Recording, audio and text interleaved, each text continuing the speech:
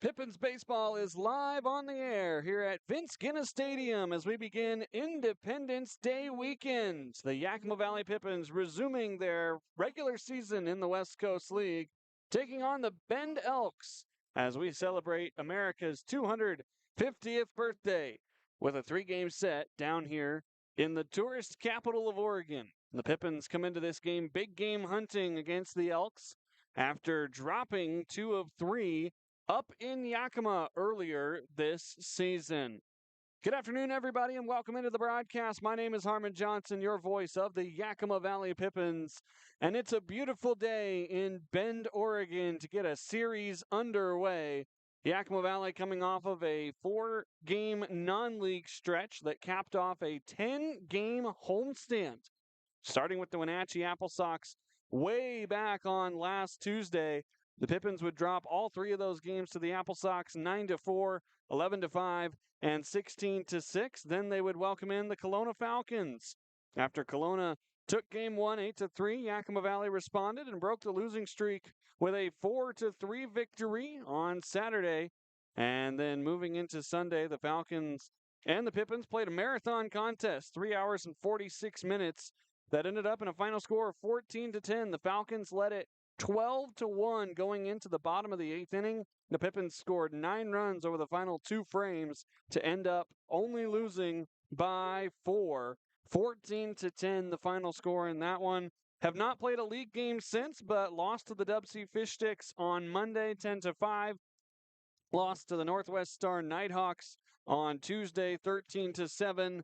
And then got a win in the non-leagues on Wednesday against the Nighthawks, 14-1. Saw a few more of the Pippins regulars in the lineup that night. And then, of course, yesterday, fireworks night, a sellout crowd at Yakima County Stadium to wrap up the 10-game homestand. The Pippins taking care of business, winning 12-1 over the Portland Gherkins. And so now the attention turns not only back to the regular season, but to a fresh half. Yakima Valley ending first half play 12-15, finishing that half in 4th place in the WCL South. And so not only do you get a chance to be 0-0 and start off a new half strong, but you also get a chance to continue to improve your overall record. Pippins 12-15 so far this season, trying to get back towards that 500 mark in this 2026. They're facing a team in the Bend Elks that, like I mentioned just a few seconds ago, took 2 out of 3 up at the Orchard. That was a couple of heartbreaking losses coming off of a 6-game road trip for Yakima Valley. The Pippins won game 1 5-2. Austin Dillon had the start. He went 6 2/3 innings against these same Bend Elks. And then the next 2 nights, a 15-13 win for the Elks, scoring 6 runs in the 9th inning. And then the Elks taking game 3, 6-5, scoring their winning run in the top of the 9th. The Pippins were unable to respond. They had runners at the corners with 2 outs, but could not bring home the tying run. So it should be a fun series down here at Vince Genna Stadium. The crowd is large as it is a official sellout here in this 3,500-seat ballpark. They're squeezing as many folks into the general admission bleachers as they possibly can.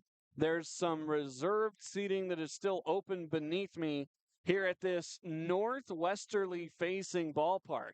As the sun sets tonight, we're going to be fighting with the giant orb that keeps us warm. Also in the shadow of the Three Sisters Mountains here in Bend, Oregon. It's an interesting setup they have here at Vince Genna Stadium. 330 down the lines. It's a true wooden outfield wall. There's bricks on the backstop, but the infield dirt is turf. Everything up until the third base clearing on the infield is turf, and then the rest is grass, but there are turf bullpens.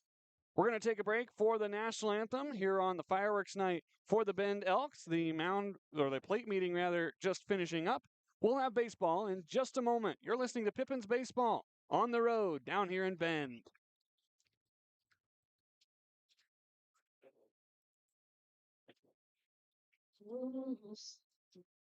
Can you see by the dawn's early light what's I've turned that's me who's shine and bright stars through the rolling sky for the ramparts we watched were so gallantly streaming.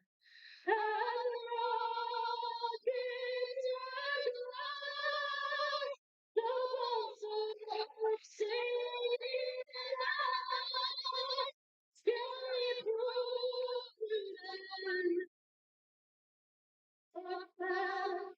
was still there. Oh, say does that star spangled banner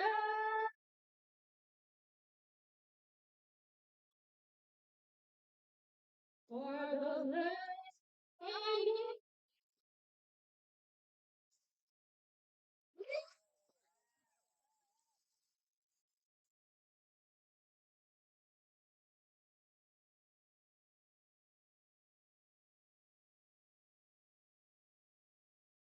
Our nation's anthem come and gone. Let's meet the starting lineups for both of these squads. First, for the home team, the Bend Elks. Dmitry Sisitko leads it off. He'll play left field. He wears number 14.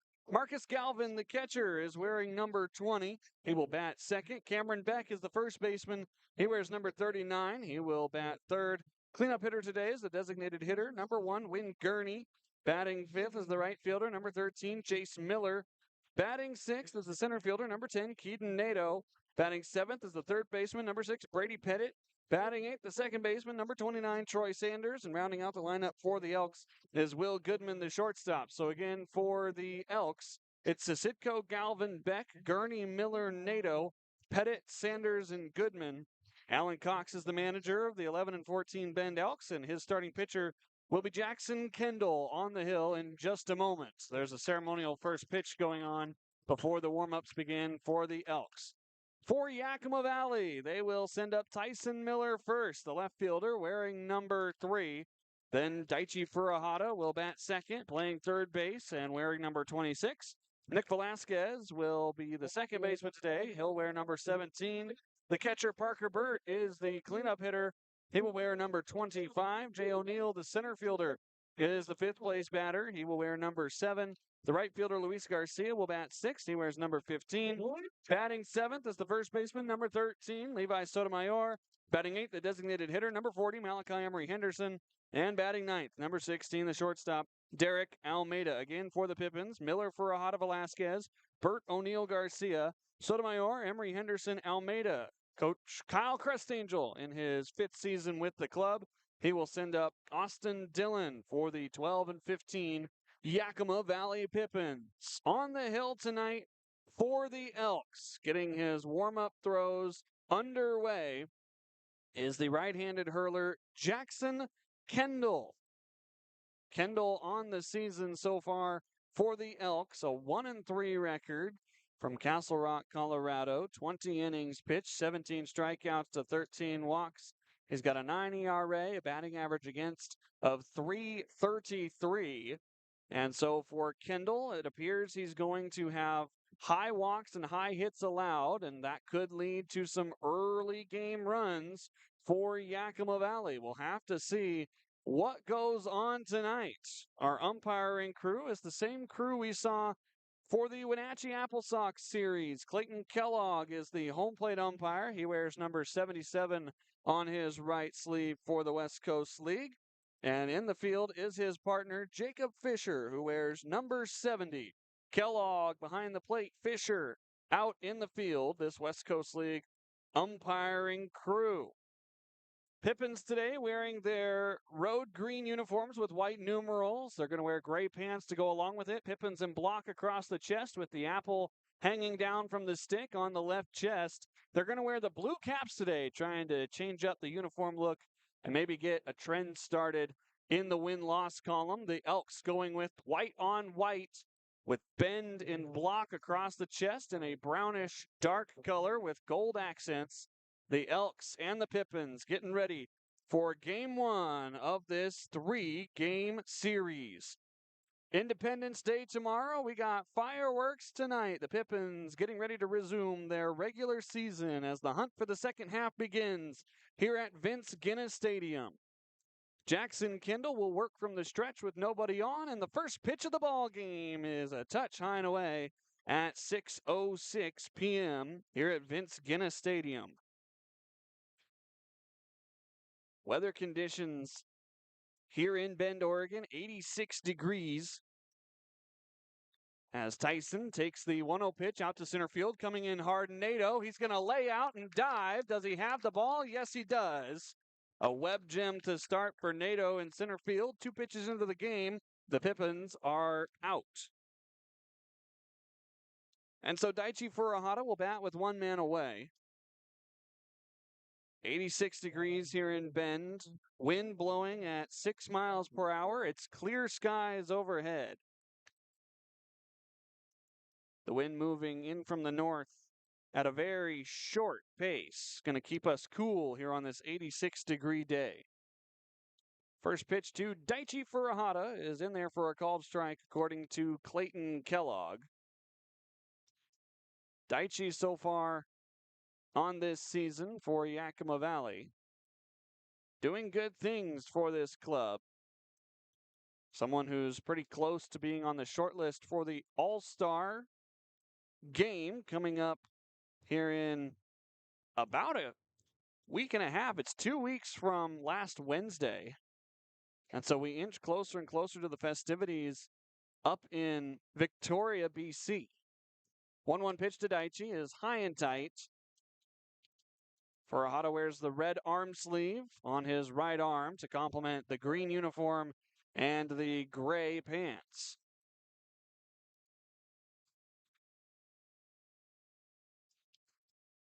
Daichi ahead in the count here from the stretch. The 2-1 is served down the right field line, but it will be foul down in the natural grass over towards the Bend Elks bullpen.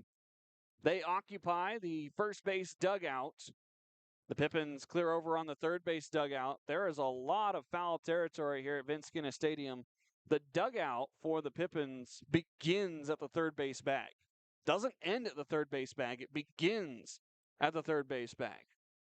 2 balls and 2 strikes here from Kellogg. Daichi fights one off his hands and shoots it foul again towards the bullpen for the Elks and stays alive at 2-2.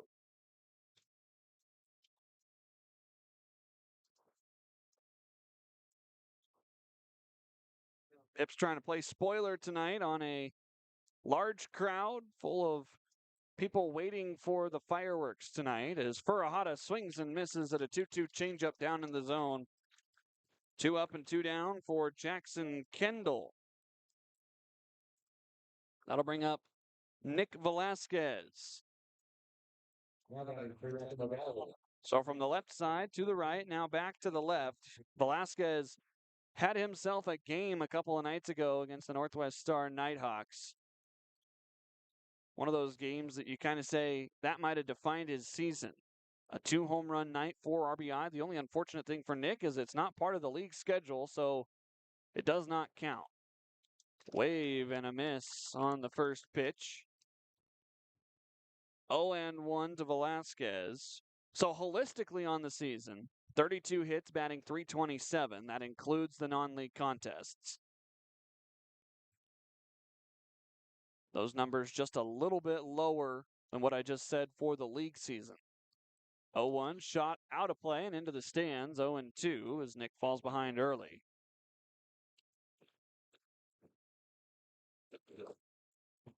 There's a couple of different ways to track the stats. Do you track them for the whole season, non-leagues and league games? Do you track them as just the season. Of course, in the eyes of the league, for awards, you're going to be looking at your season stats.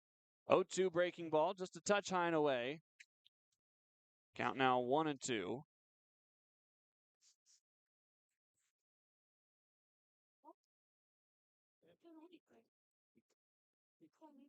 For Kendall, he stands tall out there on the hill.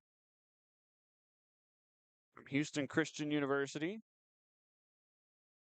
79 miles an hour, driven down the right field line. Again, the Bend Elks bullpen will receive a souvenir.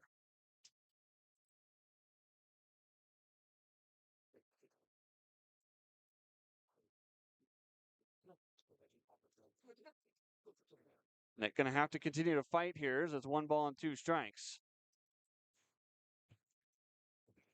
Here, you guys go ahead and have a seat.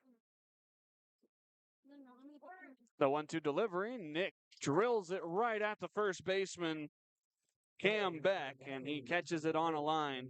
Pippins go down in order here in the first inning. No runs, no hits, no errors, none left on for Yakima Valley. Half inning of play in the books. The Pippins 0, the Elks coming up. You're listening to Pippins Baseball here in Bend, Oregon.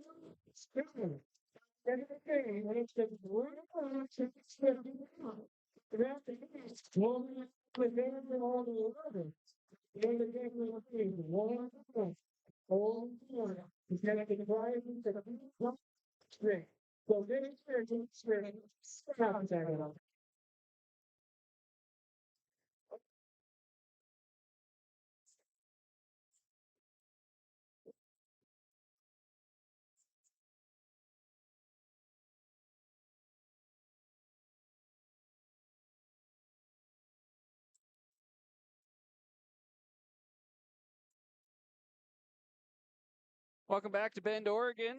Yakima Valley Pippins sending out Austin Dillon to make what will be his fifth start on the season. 21 and a third innings pitched so far, 14 strikeouts to 12 walks, 24 hits, 13 earned runs, given up a 5.48 ERA for Dillon. The recipient of a couple of tough games. He's 1-3 so far on the season. And so the win-loss record not indicative of just how good Dillon has been so far. He'll face Dimitri Sisitko, Marcus Galvin, and Cameron Beck to start as Sisitko digs into that right-hand batter's box.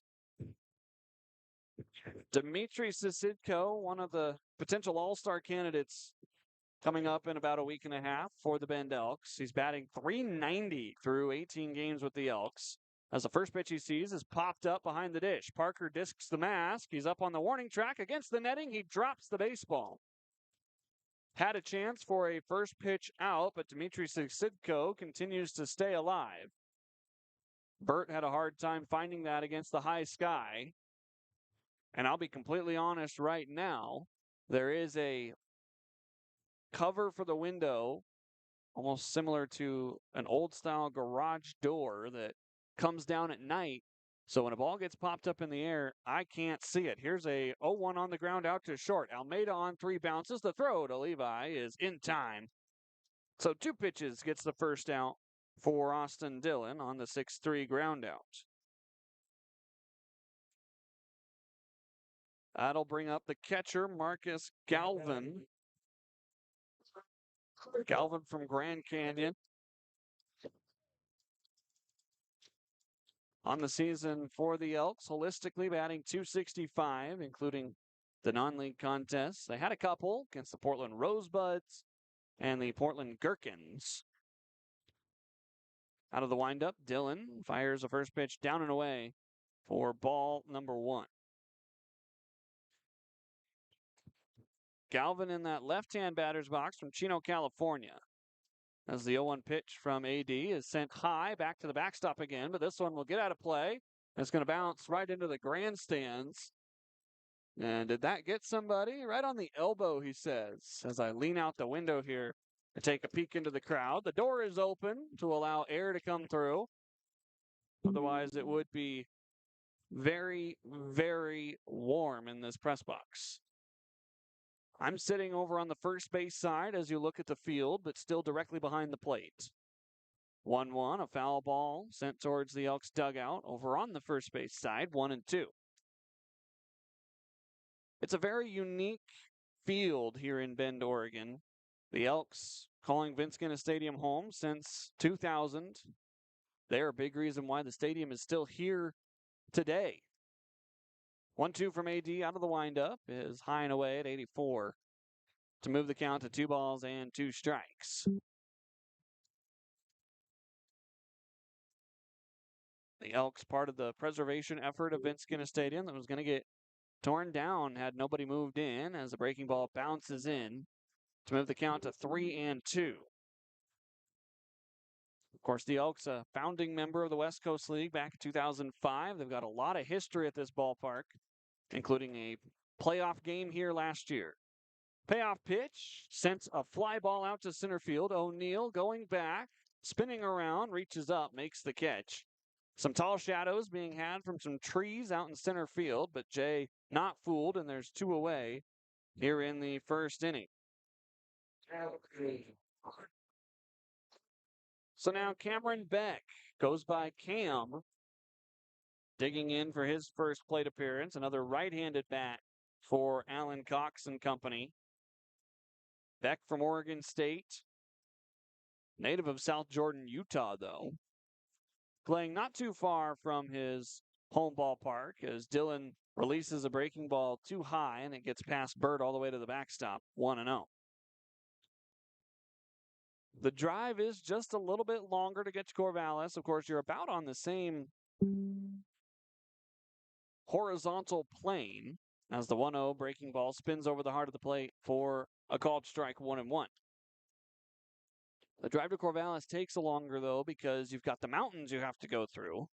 You either have to go all the way up to the interstate and then back down, or cut through the mountain passes as a fastball rides inside and plunks Cam Beck. It was a 1-1 pitch, and the Elks have the first base runner of the ballgame. Beck improves upon his .415 on-base percentage and brings up the cleanup hitter, Win Gurney.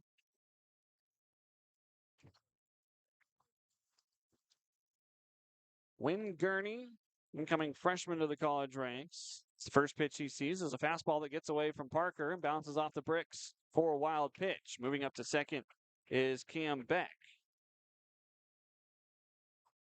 We'll see how that is scored. It was down in the zone, but potentially catchable for Parker.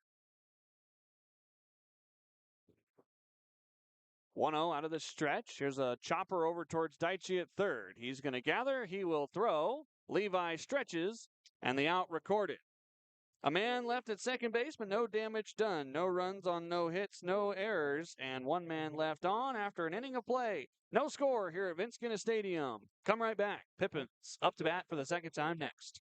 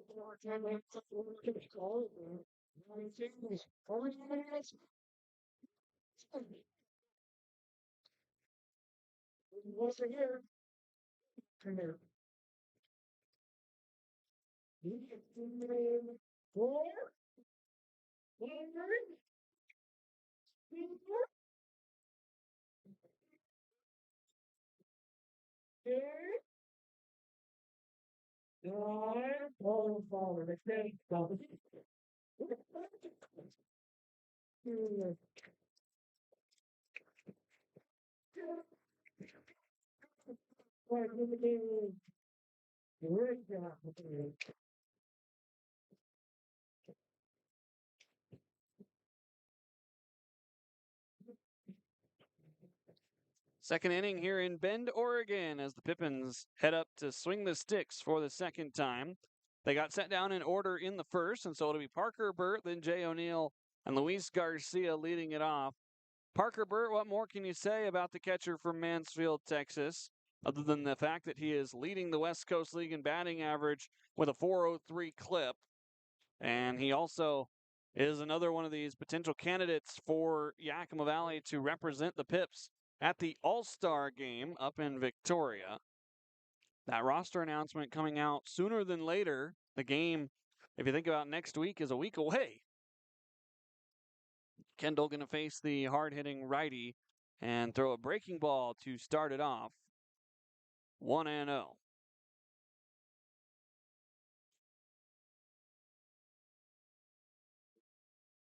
Burt standing in tall, around 6'4" in that right-hand batter's box. Waving and missing at a breaking ball to even the count 1-1. For Burt, 4 home runs on the season. 31 hits total, though. He has been an on-base machine, getting on just below a 500 clip. 1-1 pitch from the stretch is a fastball blown right by Burt. 85 miles an hour on the radar gun.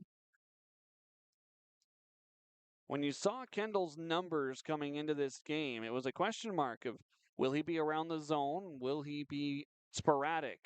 Right now, it looks like he's around the zone. That's a recipe for success for these Bend Elks. 1-2 pitch from Kendall. A breaking ball got Parker swinging. Second strikeout for Jackson Kendall. There's one away here in the second frame. Left-handed bat Jay O'Neill will stroll to the plate. O'Neill from Federal Way, Washington, in his second season in the West Coast League. He knows a thing or two about the grind of this league, and I'd say right now this is the dog days of summer if you're Yakima Valley. Game 11 of 13 straight.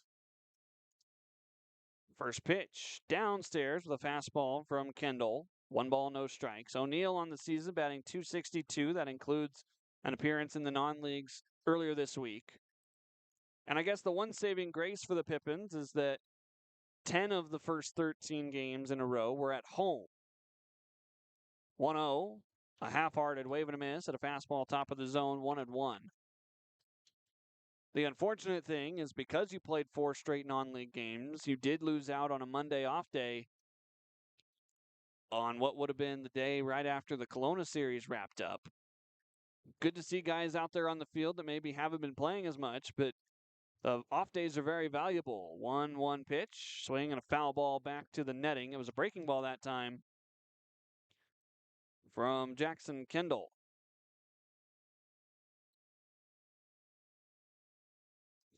Trying to find his 3rd strikeout so far tonight. He set down the first 4 Pippins in order. O'Neill trying to change that. He's got 22 hits to his name.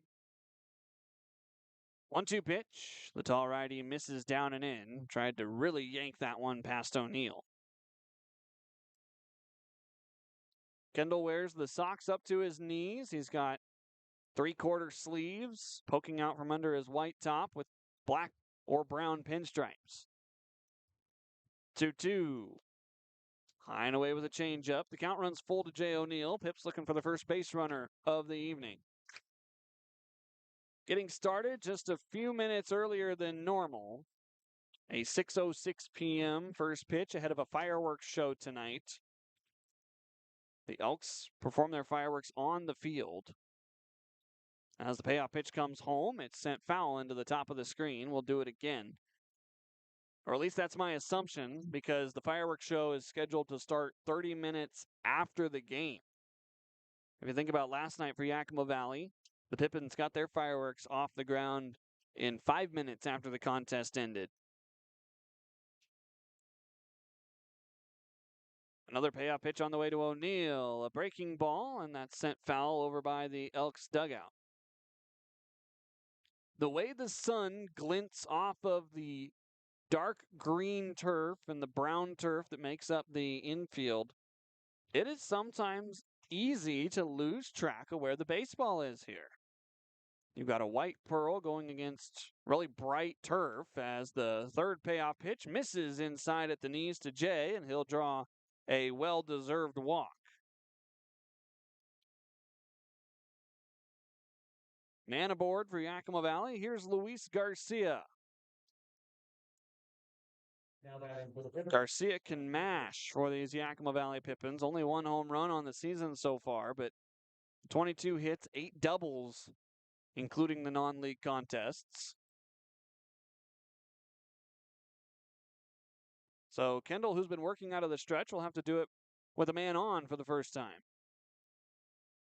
First pitch, a wave and a miss at a breaking ball by Luis. Native of New York, New York. Garcia hails from Western Oklahoma State. Finishing up his first season there. He's the one of a trio of Western Oklahoma State players that are out in Yakima this summer. Slide step on the 0-1, and the pitch misses high and tight to Garcia. 1-1 strike. Kendall noticeably not quite as high of a leg kick, not quite as deliberate of a delivery. We'll see if that throws off his timing at all. Appears to be a 3-pitch pitcher. Fastball, changeup, breaking ball. Long pause before the 1-1 pitch as a fastball sent foul out of play over towards our east. It bounces off the road and into the front yard of one of the residents living behind Vince Genna Stadium here. This ballpark is definitely tucked right into the community. I don't know where all of these 3,000 plus people park tonight. There is not much on-site parking at Vince Genna. A snap throw over to first, and back in plenty of time is Jay O'Neill. Kendall hadn't forgotten about the man from Federal Way, Washington. Just like a doctor providing a quick checkup over at first.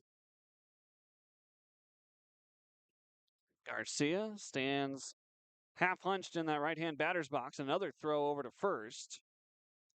And Kendall probably lucky this didn't bounce away from his first baseman, Cam Beck. One hopped off the turf, but Beck was able to backhand it.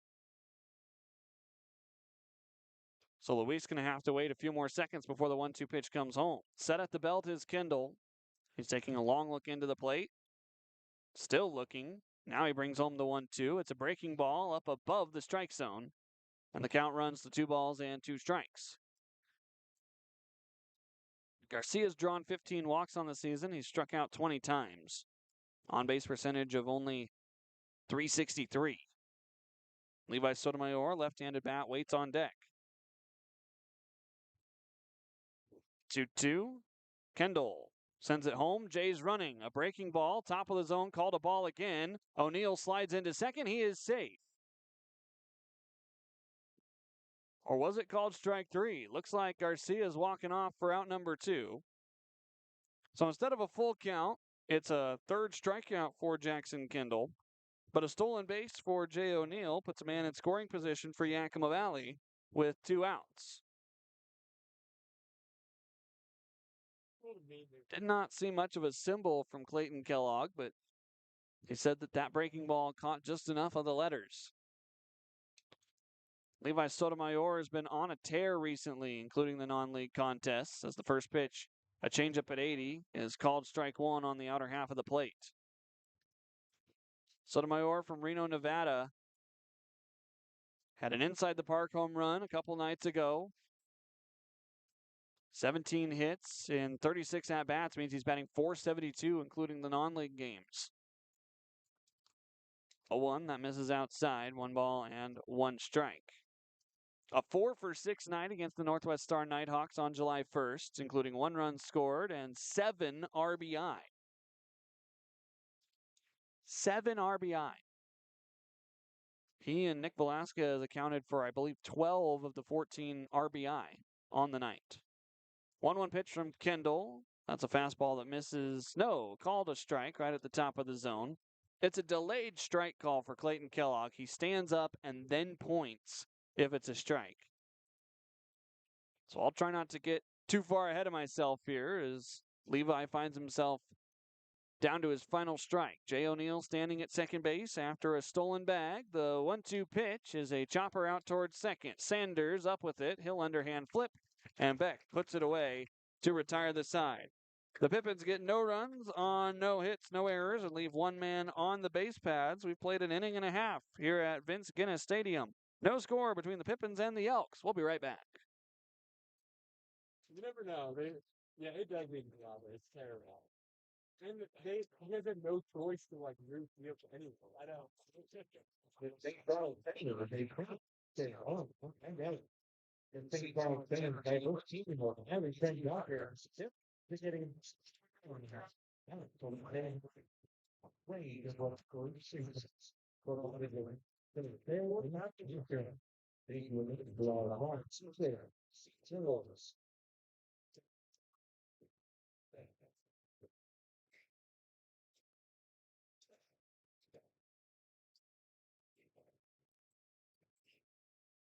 All I can be doing is thank you.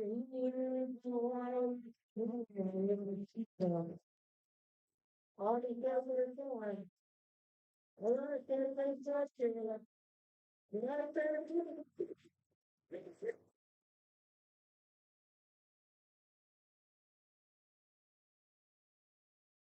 Well, there's a solid finish over here, but a solid finish over it.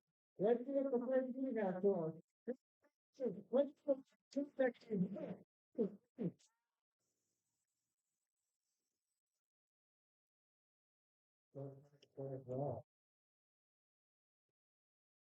I'll be back to you guys making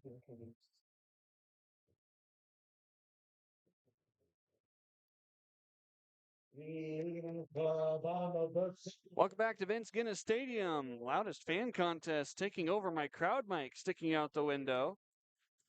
It's the bottom of the second inning between the Pippins and the Bend Elks.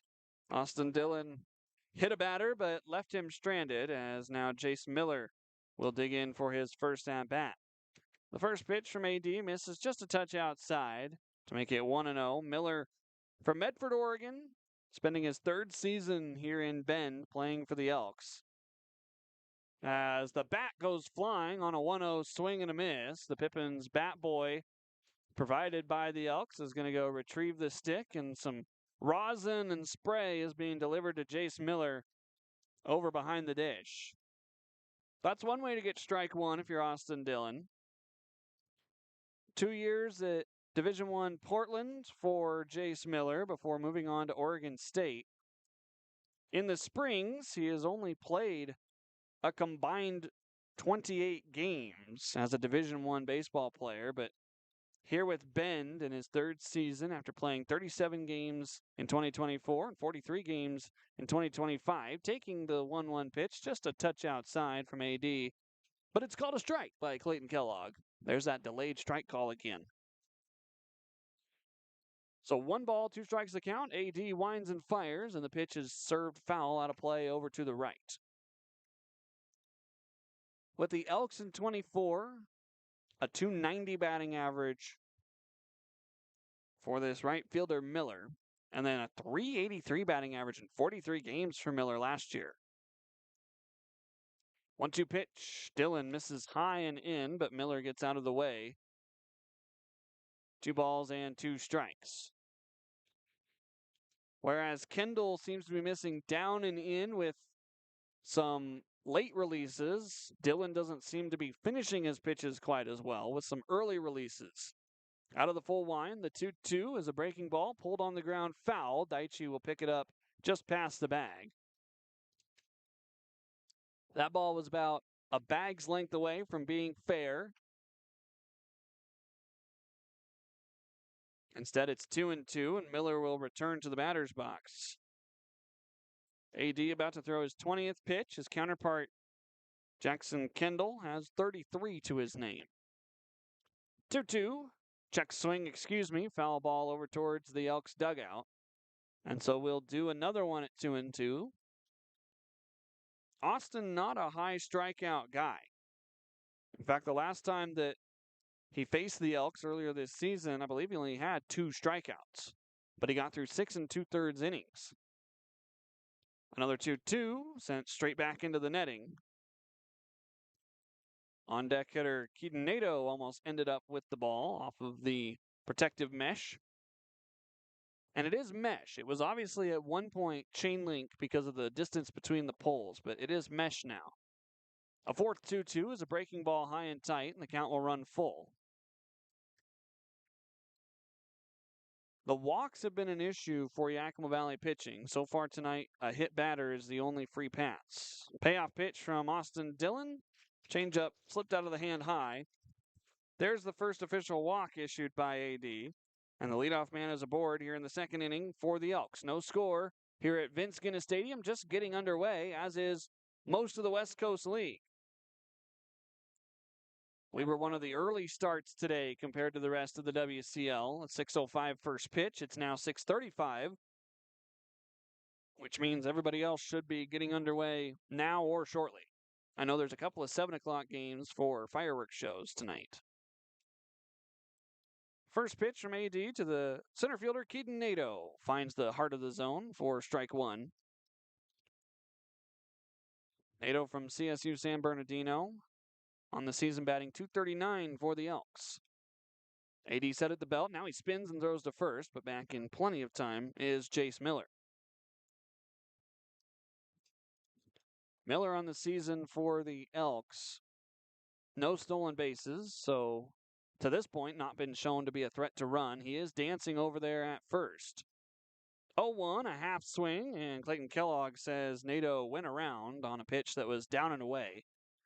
So the count moves to 0-2. Again, Dillon, not a big strikeout guy, but if he could find one or two here with runners on, it would be a big situation. The 0-2 pitch, spinning out of the way, Keaton Nadeau, a breaking ball coming inside. So the count 1-2. Again, the Pippins with those green tops, but wearing the blue caps today. 1-2, runner takes off. The pitch is drilled down to the left center field gap. O'Neill converging with Tyson. O'Neill will make the catch. Returning on to first is Jace Miller without a throw. Out number one recorded on F8 if you're scoring along with us at home. I'll bring up Brady Pettit, somebody that the Pippins did not see in the homestand against the Bend Elks. Pettit playing third base today. First pitch he sees, he sends out to right field. Garcia ranging over towards the foul line, but he will let it go as it bounces up against the bullpen for the Elks. 0-1.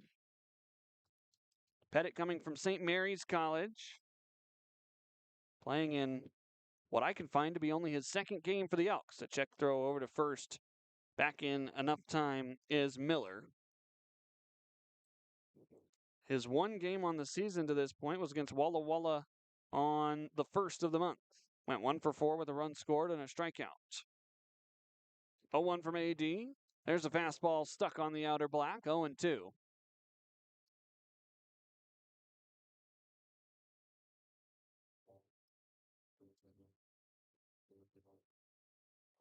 For Dillon so far this season. But first, the 0-2 pitch. A throw high, and it gets past Levi Sotomayor on a back pick attempt by Parker Bird. A mistake as the Pippins shoot themselves in the foot. Miller moves on to second on the E2. That is something that the Pips cannot have happen tonight. That's what's plagued them the last week or so, maybe even bleeding back into the last couple of weeks. So now man at second, only one out. Here's a drive out towards left field. Miller going back into the shadows, drifting onto the track. He reaches up and makes the catch. Staying put at second base, Jace Miller. Brody Pettit flies out. There's two away. And here comes the power-hitting second baseman, Troy Sanders.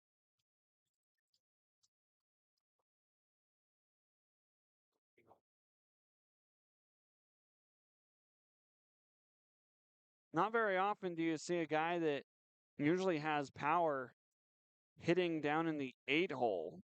But for Troy Sanders from Grand Canyon University, but currently in the portal, that's where he finds himself in the lineup. First pitch from Austin Dillon is a breaking ball right over the heart of the plate for strike one.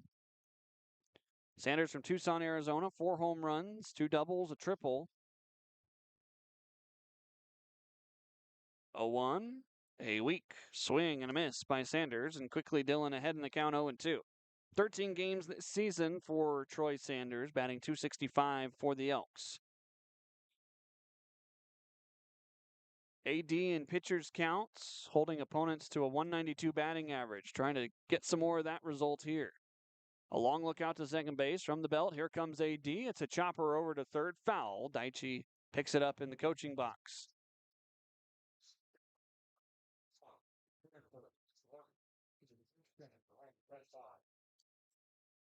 Opponents only batting 192 against Dillon in these counts, only getting on at a 192 clip as well.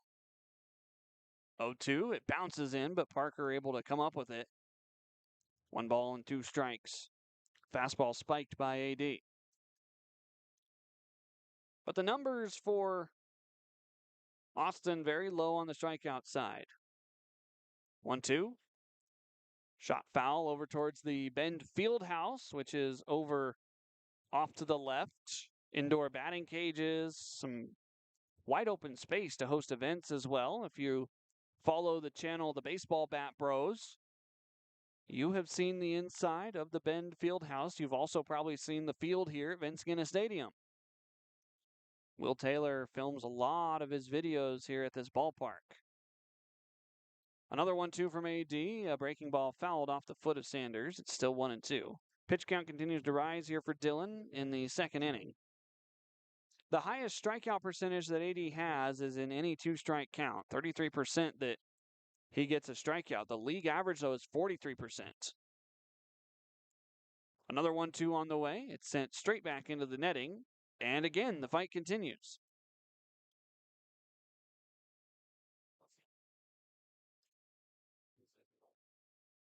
Approaching 8th and 9th pitches potentially of this at bat.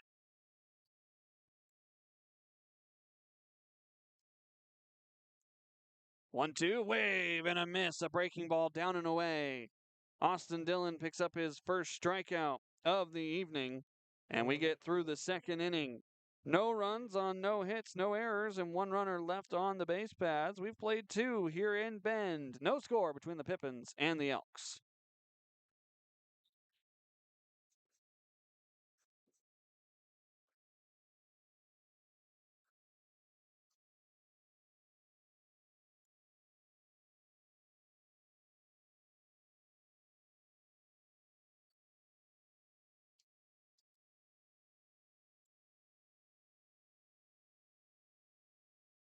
All you did was ran in competition, got with you, president, got and played the way, got and played the way. Pass it down.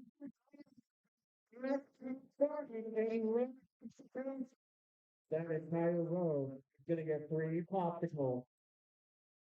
The whole row. So it's gonna come down with it second. Third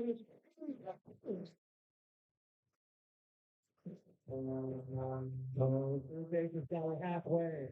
It's a little bit longer there.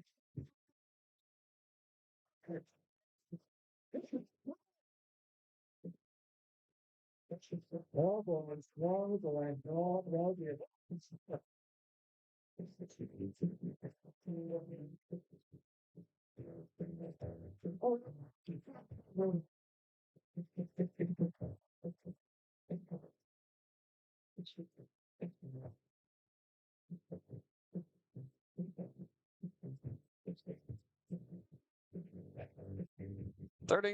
Third inning of play set to begin here at Vince Genna Stadium. My name's Harmon Johnsen, your voice of the Yakima Valley Pippins. Malachi Emery Henderson, Derek Almeida, and then back to the top of the order for the Pipps. No score between the Elks and the Pippins as we've played 2.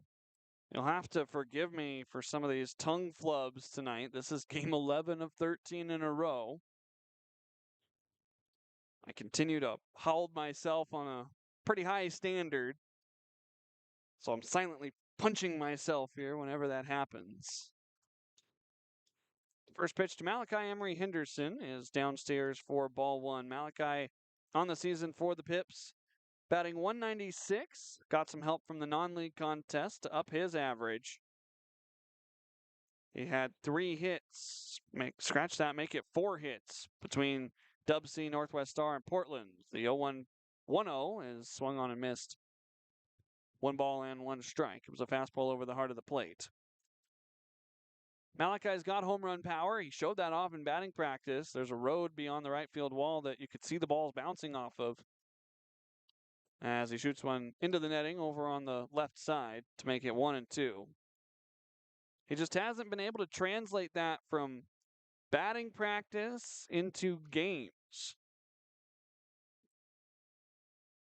Hopefully he can get that turned around on this road trip. Pippins trying to start the second half hot. 1-2 to Malachi. Fastball just a bit down and away. 2 balls and 2 strikes. That down and away to these left-handed bats is going to be the hardest thing for me to see. Other than that, I've got a very good view of the plate over here on the first base side of the press box. 2-2 from the belt. Malachi does his best Michael Jackson impersonation and gets out of the way. Pitch down and in. It's 3-2. Pipps would love a leadoff base runner. They got their first runner back in the second inning. It was Jay O'Neill, but he was left stranded at second base. Kendall Cummings set right at his belly button. Payoff pitch to Emery Henderson, a wave and a miss, chasing a fastball downstairs. That's now 4 strikeouts for Jackson Kendall. 1 away here in the third inning.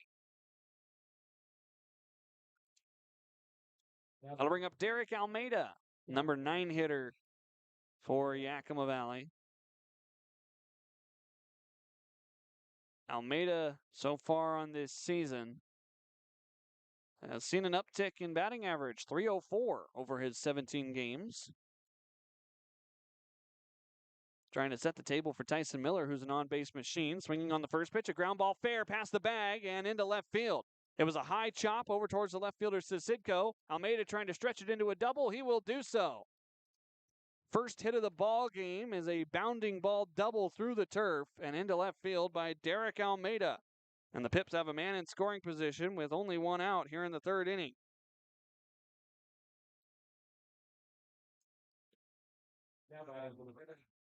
That'll bring the top of the order back up to the dish. Tyson Miller has found ways on seemingly every kind of way you can. 28 walks, 24 hits, on-base percentage sitting at .536, including the non-league contests. First pitch, he is watching it, and it's downstairs, 1 ball and no strikes. From Cal State Bakersfield, Miller been very good offensively. His glove might be the only thing holding him back from being a potential all-star candidate as of right now. He's got a couple of errors in the field as he pokes one on the ground over to third. Pettit up with it. Almeida going to run from there as Tyson beats it out on the infield for a single. Jacob Fisher says that Tyson had enough wheels. Runners at the corners. There's only 1 out, and Daichi Furuhata stepping up to the dish.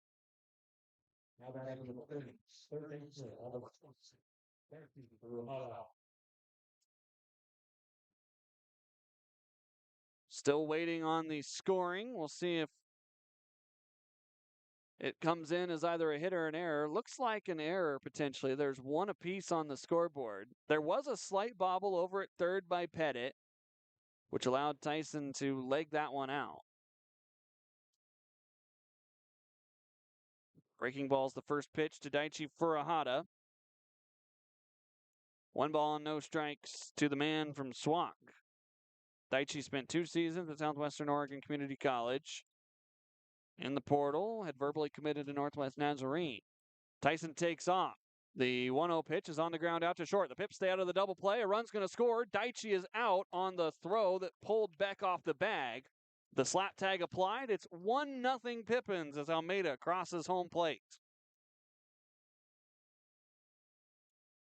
So call it an RBI ground out for Daichi Furuhata. Moving up to second is Tyson Miller.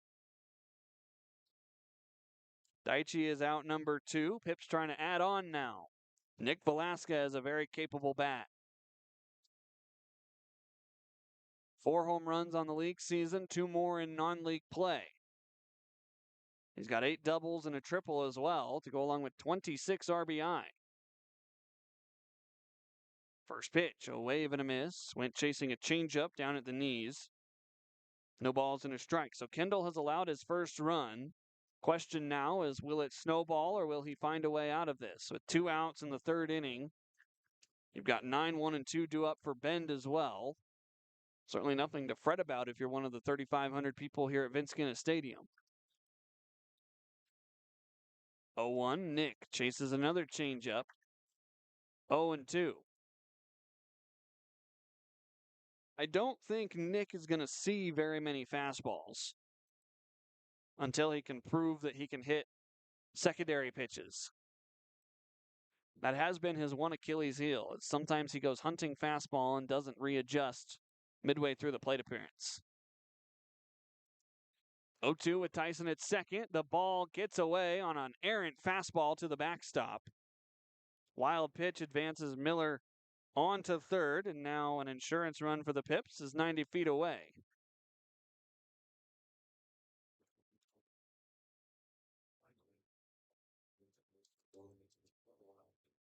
Jackson Kendall approaching the 50-pitch threshold.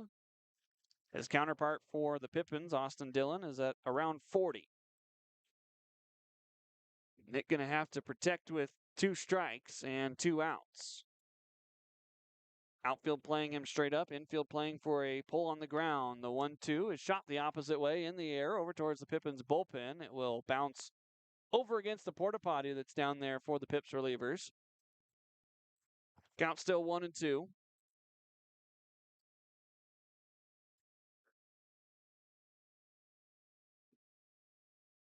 Velasquez as well had a couple of baseballs bounce off the street over beyond right field during batting practice. The 1-2 pitch from Kendall. This is bouncing in, and a great stop behind the dish by Galvin to keep the ball in front. Otherwise, Tyson might have been able to break for the plate. 2 balls and 2 strikes to Nick Velasquez. 2 outs. The Pippins lead at 1-0 on 1 run and 1 hit. 1 error committed by either side. Kendall a long look in. Now he comes set over on the first base side of the rubber. The pitch from the belt. The 2-2 is a breaking ball skied in foul territory coming towards the stands. This will exit the ballpark and bounce over into the street. Fan in the top row, the general admission bleachers, almost had a souvenir. Instead, a long at-bat stays alive. Nick looking to either work the count full or drive home Miller.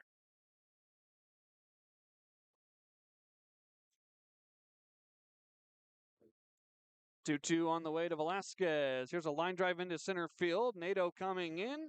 This will drop, and the Pippins lead it 2-0. The center fielder Nato couldn't quite get there, and so he threw on the brakes and let it fall in front. RBI single for Nick Velasquez. It's 2-0 Pipps.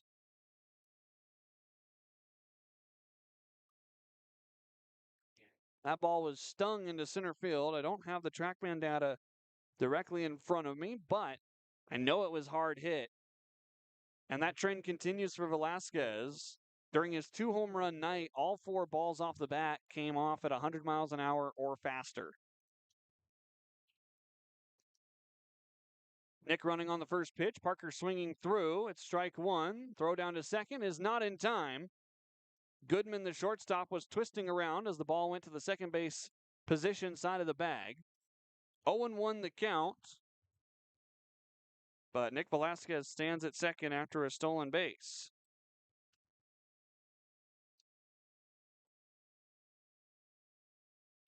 Two home, one still out there at second after the single by Velasquez. Parker's got pop as well. Looking out towards a 330 sign in left field. Kendall's 0-1 is a breaking ball that Parker did not adjust for, and it's 0-2. Tyson Miller scoring goes down as an unearned run for Kendall.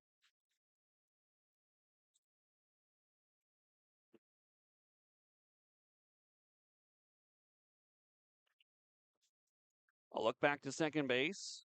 A second look back, now at third. Kendall brings home the 0-2 to Parker. A wave and a miss. And Burt is down on strikes for the second time tonight. But Yakima Valley takes the lead. It's 2 runs on 2 hits, 1 error, and 1 man left on the base pads. 2.5 in the books. Pipps lead at 2-0 going to the bottom of the third here at Vince Genna Stadium. Five, category all positive performance, and crowds. And then already, if you're looking for an important career, Japanese and Vince here in Bend. Check out the open positions at theaircraftground.com. Thank you again to them. So we want to thank our Tom just a little bit later.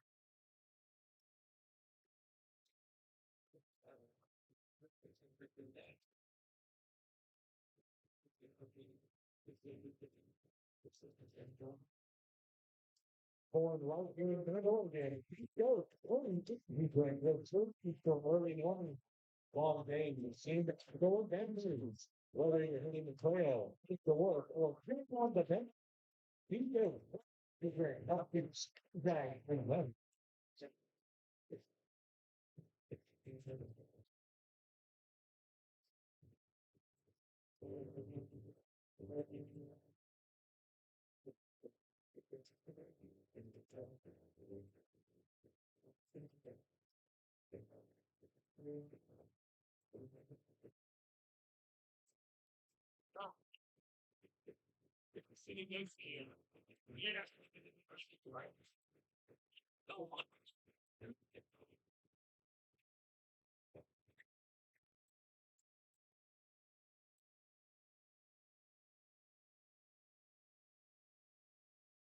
Welcome back to Vince Genna Stadium. It'll be 9-1-2 due up for the Bend Elks as the Pippins take the lead in the top of the third inning.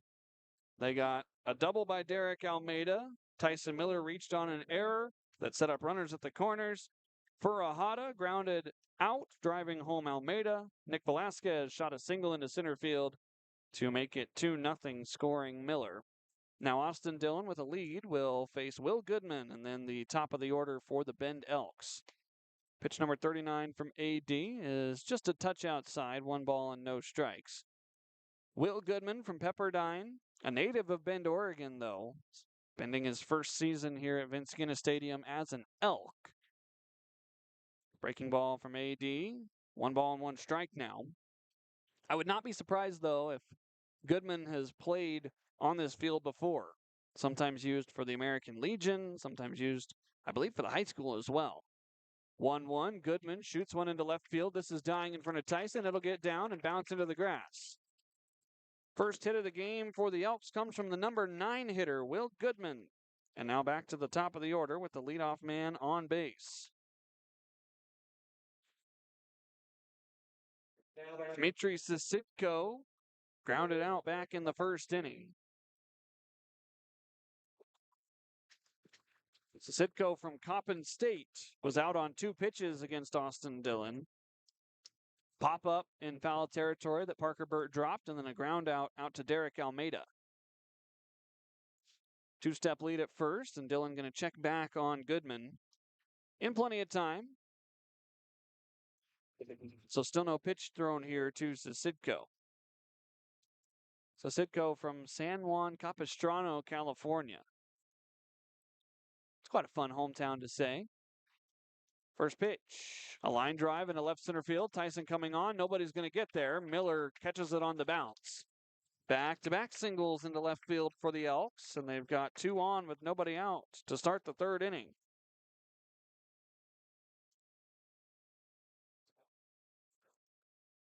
Parker Burt going to go have a chat quickly with Austin Dillon. Something about pitch mix, and now Ethan Salscheider are going to head out and use a visit as well. He'd like to talk to the infield, as now he calls Daichi, Derek, Nick, and Levi into the hill as well. Pippins were not initially going to get charged with a visit because Burt was just talking about some mechanical stuff with the pitch mix. But now Salsa burning a mound visit here, trying to get the infield on the same page. Dillon, not a huge strikeout guy. He's going to definitely pitch to contact. You've got the heart of the order coming up for the Bend Elks. And 2 men on with nobody out. The rest of the West Coast League tonight getting underway just shortly after us. Taking a look at the scoreboard. New series starting for everybody. Victoria in Kelowna tonight. Kamloops at Port Angeles. Bellingham at Nanaimo. Portland at Marion. Ridgefield at Walla Walla. Edmonton at Wenatchee. And Springfield at Corvallis tonight. Quite a few different types of series. A lot of interdivision or in-division matchups, I should say. As the Pip's going to spin and throw to second base. And back in plenty of time is the lead runner, Will Goodman. Almeida was charging hard over towards third. A bunt was shown by Marcus Galvin. Obvious bunting situation, nobody out, runners at first and second. Runners crash. Here's a swing away. It's going to get through over on the right side of the infield. Here's a windmill over at third. Throw in from right. Garcia is off the line. And the Elks have plated their first run on their third straight hit.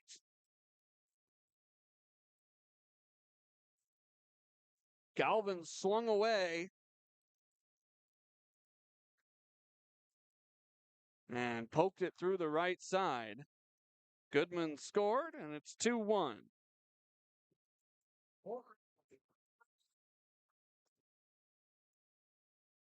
I'll bring up Cameron Beck. Gives Sisitko his 12th RBI on the season. Scratch that, Galvin. First pitch from AD, a breaking ball over the heart of the plate for strike one.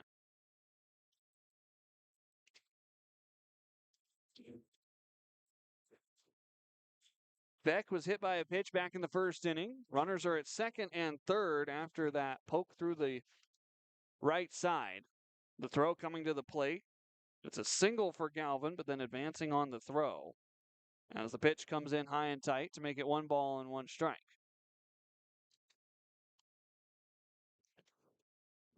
Pippins got two in the top of the third.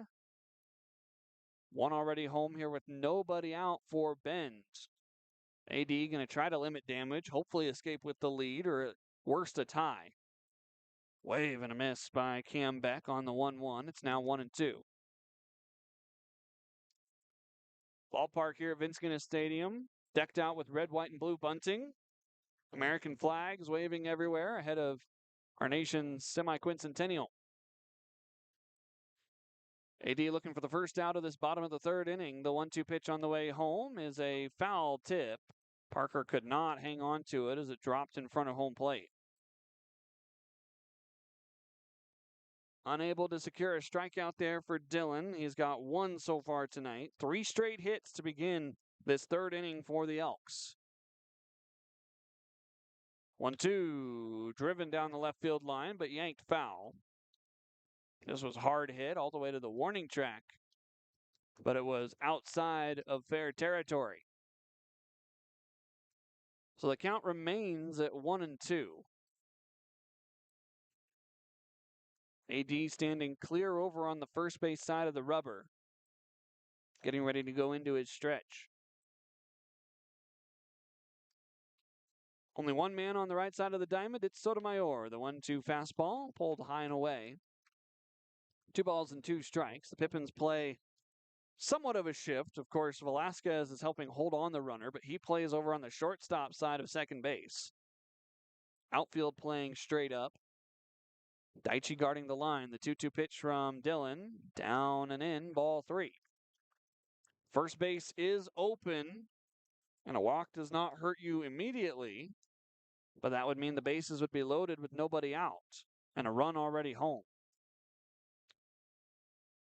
Dylan working hard here to start his third inning of work.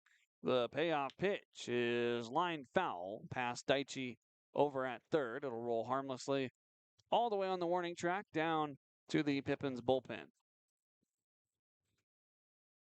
Couple of bodies sitting down there for Yakima Valley.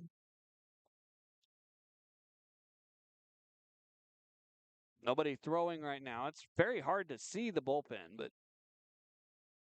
here's a payoff pitch. Beck takes high, ball 4. He started running before the pitch had crossed the plate. He's on with a free pass for the second time tonight. The Elks have the bases loaded with nobody out And their cleanup hitter, Win Gurney, at the plate.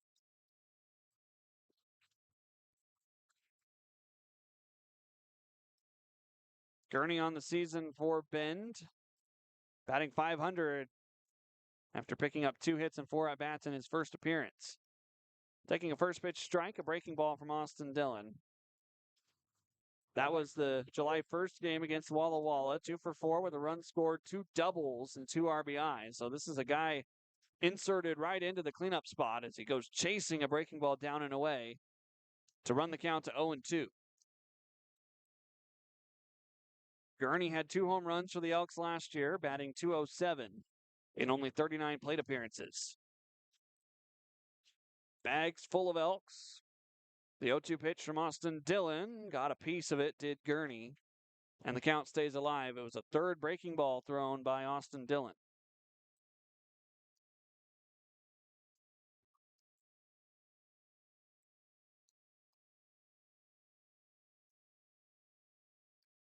Does he dare send in a fourth breaking pitch to Gurney? The 0-2, no, it's a fastball heating him up. Daichi might have a play over on the third base foul territory. No, it's going to drift into the stands and bounce off the bleachers and into the arms of a dad. Everybody dispersed like the plague down there. Chance for a fan in the front row to make the catch. How many times can you say that up against the netting? The count still no balls and 2 strikes here to Win Gurney. Dillon looking for an out. He's got a force play anywhere. The pitch on the way is a foul ball back into the netting.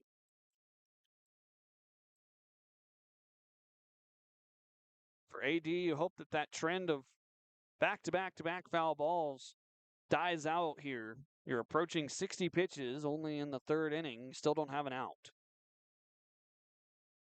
Still way ahead. The 0-2 is a heater upstairs. That's ball 1.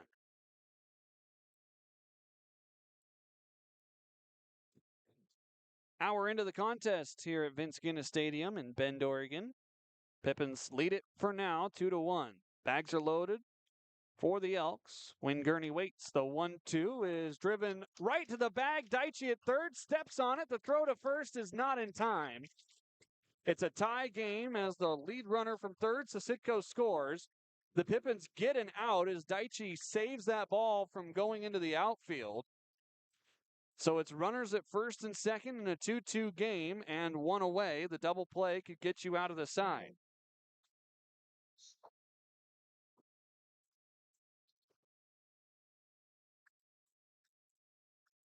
Marcus Galvin was the man forced out. Cam Beck moves up to second.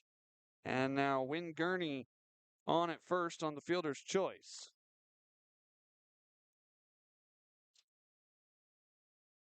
That was a incredible play by Daichi. Here's a ground ball back up the middle. Almeida going to step on the bag. The throw to first. Levi gets pulled off. So another force play. There's 2 outs. Pippins had a chance for a double play there, but Sotomayor could not hang on to the bag. So it'll set up runners at the corners with 2 away.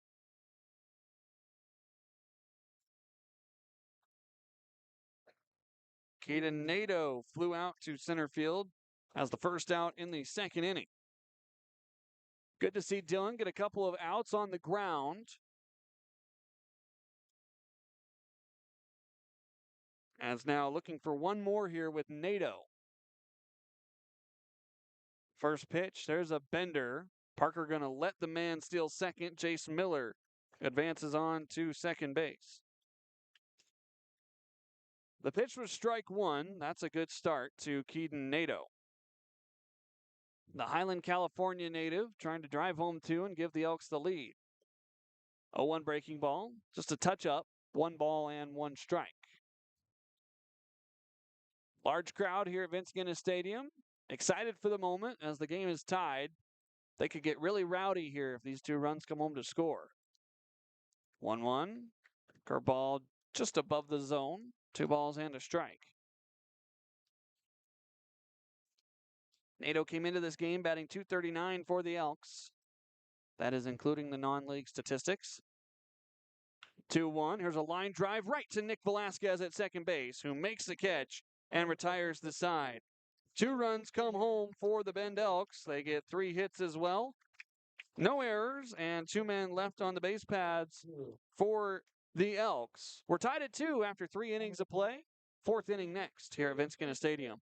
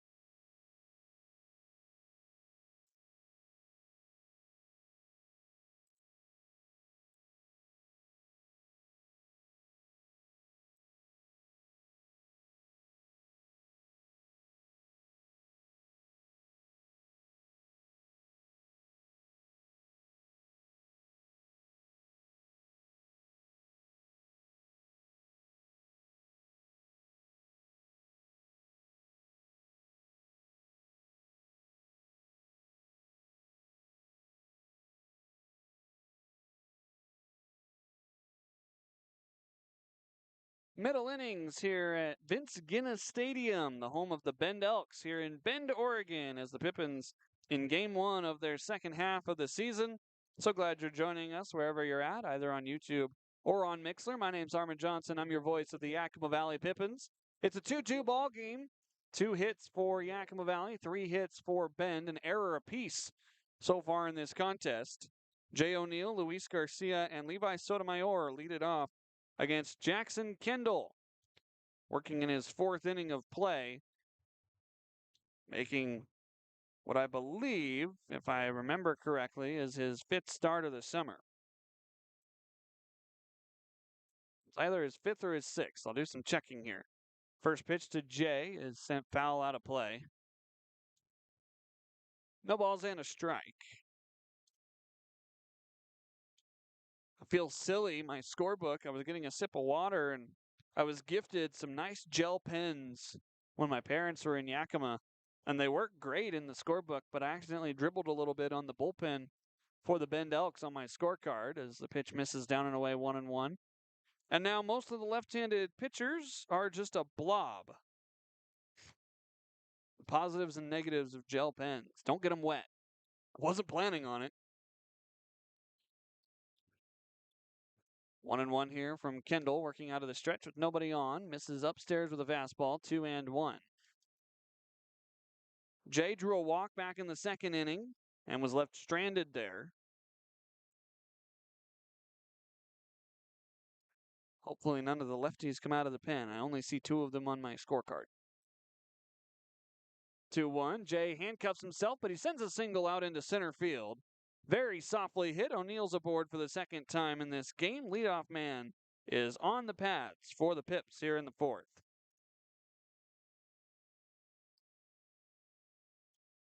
That was the true definition of handcuffing yourself. It was a pitch inside that Jay was able to shoot outside. It was in the left half of center field. As now Luis Garcia digs in for his 2nd trip. Struck out looking back in the 2nd inning. Jay O'Neill stole second base during that pitch. First offering, Luis hard on the ground, past the diamond, Goodman at short.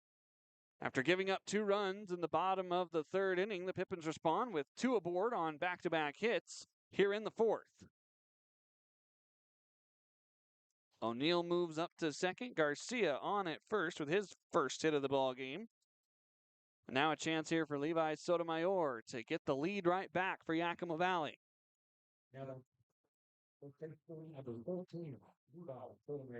Certainly has RBI type of a swing. Sotomayor with 7 of them against Northwest Star Nighthawks. Inside the park home run, he had a double and a couple of timely hits, I believe. First pitch fastball taken on the inner black to the left-handed hitter Sotomayor, 0-1. Pippins wearing their green uniforms with gray pants, white numerals on the back, and a white Pippins and block across the front. Bend wearing home whites with, I believe, brown pinstripes and brown numbers with gold accents. A look back to O'Neill at second by Kindle. The 0-1 pitch bounces just above the shoe tops of Sotomayor. The runners stay put. It's 1-1 on a good block by Galvin behind the dish. Here in the shadows of the Three Sisters Mountains off to our west, the field oriented with left field facing due west and right field pole due north.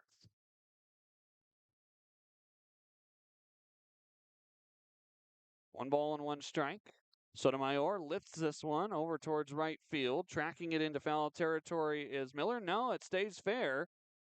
Jay O'Neill's tagging from second on the catch, and the glove of Goodman softens the ball on its way to third base. Productive out for Sotomayor. I thought just based on the launch angle that ball was going to drift foul, but no, Miller was able to settle under it and make the grab. O'Neill moves up to third on the play. So it's runners at the corners now for Malachi Emery Henderson. Chance for Malachi to break out of whatever slump he was in before the non-leagues in terms of league stats. Batting close to 200 now on the season. But that's thanks in large part to 4 hits during the non-league contests. I've not seen a home run from Malachi since opening night against Walla Walla. At this point, I think he'd just appreciate a single here to give the Pippins the lead back. You got Jay O'Neill at third, Garcia at first. A wave and a miss by Malachi. And he's down in the count 0-2 on a pitch that was downstairs. That seems to be Malachi's Achilles heel right now, is just not being able to either adjust or lay off when a pitch is not in his happy zone. And knowing the struggles of Emery Henderson, you're not going to see very many pitchers that pitch into his happy zone. Long pause from Kendall, the 0-2 delivery, a fastball blown right by Malachi. He's down on 3 pitches, second strikeout tonight for Emery Henderson. And so it'll be up to Derek Almeida to try to bring home the go-ahead run. Almeida doubled and later scored. Back in the third inning, it was the first run of the Pippins 2 that they got. Derek now having scored for the 11th time on the season. First pitch, Garcia going to try to get in a rundown. Now stumbling back to third is Jay O'Neill. He got too far off the bag. Garcia did his job. O'Neill didn't wait for the throw to go down, and caught over at third is O'Neill. No runs on 2 hits, no errors, and 1 man left on base. We go to the bottom of the 4th, 2-2 tie here in Bend. All right, on Bend. Time to see you again. We're going to do the last game.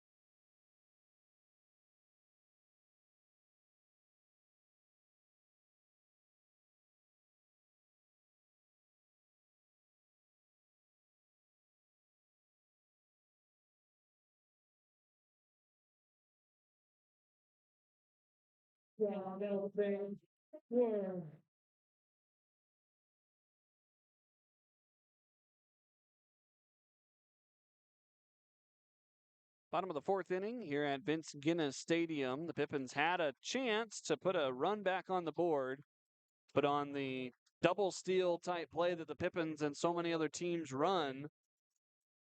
Garcia was doing his job, slowly working his way down to second. And then Galvin noticed that O'Neill had strayed a little bit too far off the third base bag, decided to whip a bullet down there to Pettit, and the tag was applied in time. And so a mental mistake charged there to O'Neill. Austin Dillon gets a first pitch swing out to center field, a chance for O'Neill to make up for it. Coming in as the ball floats down into his glove. One pitch and one out here in the bottom of the fourth inning as Brody Pettit, the man who tagged him out, flies out. Now batting, Orland. Funny how this game works like that.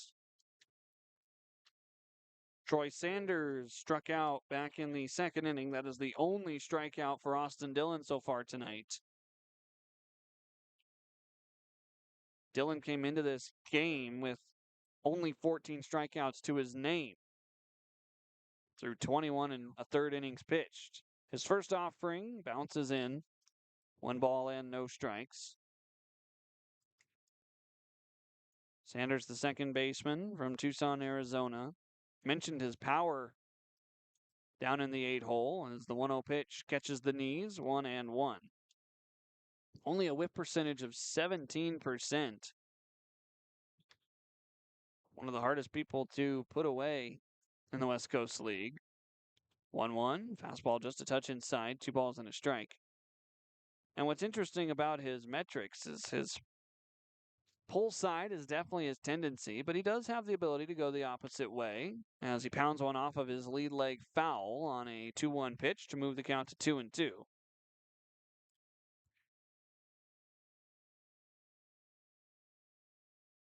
AD requests a new baseball. Didn't like how the other one felt. Here on turf, you're not going to get many dirty baseballs, but sometimes they can get cut off or cut up during those at-bats. The 2-2 pitch. Here's a pop-up over on the right side. Sotomayor in foul territory. Coming on, still coming. Slides, and he slid too early as he almost underslid that baseball. It almost landed in his lap. He's talking to Parker Bird on the way by and saying, hey, I need some help reading that ball. Parker didn't seem to be pursuing it very fast, so it just falls for a foul ball. That's 2 now up against the netting that the Pippins could have had for outs. Saved AD a couple of pitches. The first time, it was only 1 extra pitch. Here's a 2-2 as it's bounced over to Daichi. He backs up. He sends a BB across the diamond. Sotomayor digs it at first. And Sanders is out number 2.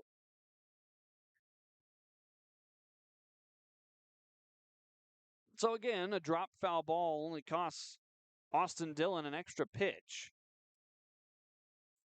As he is now at the 70 pitch mark, looks like some bodies are stirring down in Yakima Valley's bullpen. Now the umpires are going to get together. Jacob Fisher, the field umpire, conversing with Clayton Kellogg, the plate man. Sanders is still standing at first. They argue that Sotomayor dropped the baseball. Don't know how much that Kellogg was watching the play. As of right now, it's 2 outs and nobody on. We'll see what the result of the discussion is here. And they overturn it. Now the call is safe. Here comes Coach Crustangel. This will likely be a throwing error on Daichi for leaving the ball short. Pipps thought they had a second out there. It's now Krusty going to have a chat with Jacob Fisher as to why that call was overturned. Now he wants to bring in Clayton Kellogg, who obviously helped overturn the call. What did our home plate umpire see that made this a safe call at first? With the way the sun is setting, and I don't want to continue to blame the conditions here, but the baseball is very hard to pick up on the turf here, especially at the corners and up the middle. Usually in the outfield, you can see it okay, but right now, with the way the sun is setting, I cannot personally see the baseball as well as I would like to. I'm also staring through half a window. The discussion continues over on the third base line, a few steps away from home plate between our 2 umpires And Pippins head coach Kyle Crustangel.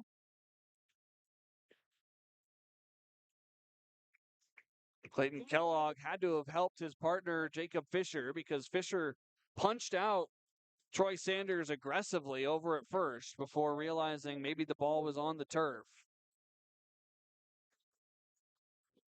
Krusty trying to stand up for his guys. Everybody waiting patiently for the discussion to wrap up between our umpiring crew and Coach Crustangel. He doesn't seem satisfied with the fact that that play was overturned, as a head coach of somebody who just had an out turned into an error would be. Austin Dillon has not been throwing during this delay. He's just lightly tossing the ball up and down in his hands, trying to stay loose. We'll see if he climbs on top of the hill to maybe take a few warm-up pitches. Krusty still having that long conversation with Clayton Kellogg and Jacob Fisher. Tony Kemp, the third base coach for the Bend Elks, is now having a discussion with Coach Panch, Gunner Way to Pancheri, over in front of the Pippins dugout. Seems to be a cordial conversation. Now the crowd here, 3,500 strong, growing restless at Vince Genna Stadium, as Krusty continues to try to figure out how that call was overturned by our umpiring crew.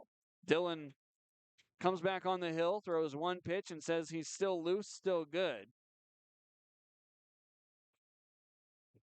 And it doesn't seem to be a very animated conversation, just seems to be a discussion of what happened on that play.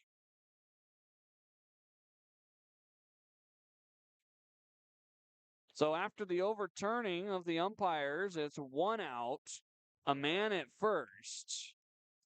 Umpiring crew will break away from Coach Crustangel. Krusty still barking some words at Jacob Fisher, and looks like the overturn is going to stick. So it's a man at first and only one out on what will likely be charged as a throwing error. No, it's a fielding error. So an E3 on Levi Sotomayor.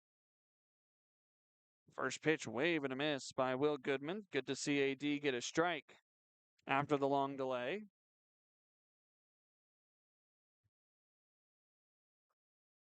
So after a couple minutes away from playing ball, we're back. The 0-1 pitch from Dillon is a breaking ball skied out to shallow, now middle center field. O'Neill settles under it, and he makes the catch for out number 2. With that error extending the inning, now we have to go back to the top of the order for the Elks. Dmitry Sasidko had a single and a run scored back in the third.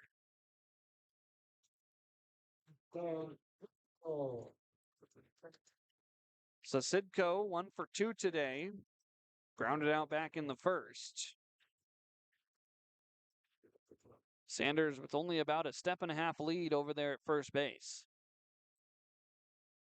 Dillon kicks and fires. The first pitch bounces away from Parker. Here comes a throw down to second. It gets over the head of Velasquez and into center field. So not only do you give up a stolen base, but Parker Burke going to be charged with his second error today. And now the go-ahead run is at third. 2 errors in the inning by Yakima Valley.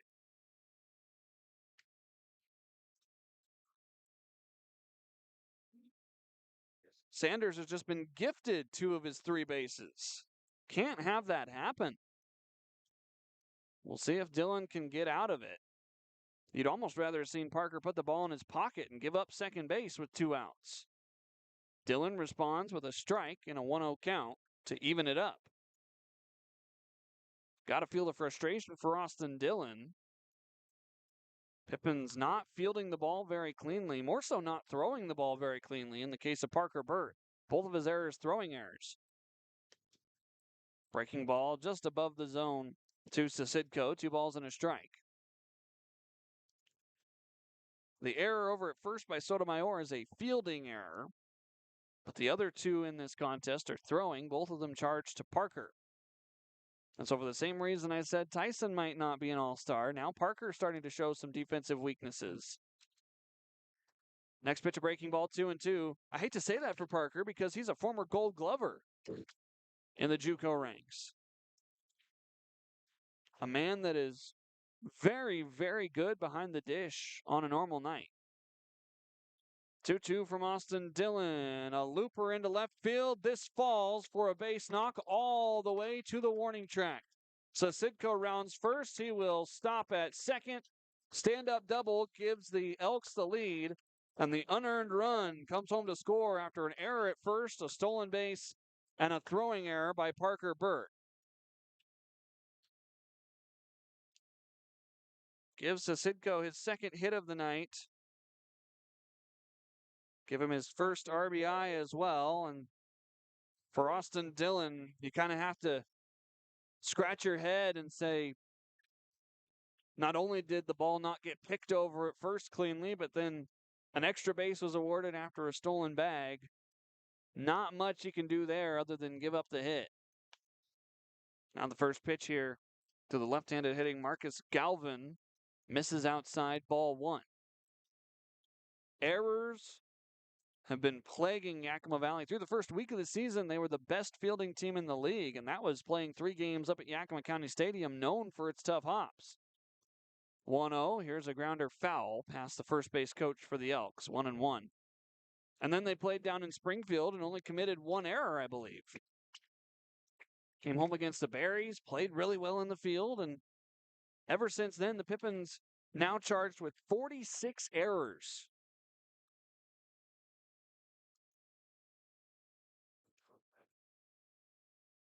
One, fastball missing outside, 2 balls and a strike. So it's 4 hits apiece, 3 runs to 2 in favor of the Elks. The Pippins with 3 errors to Ben's 1. Lucky that it's probably just a 1-run game right now. A 4th standing out at second base after Dimitri Sidko doubled.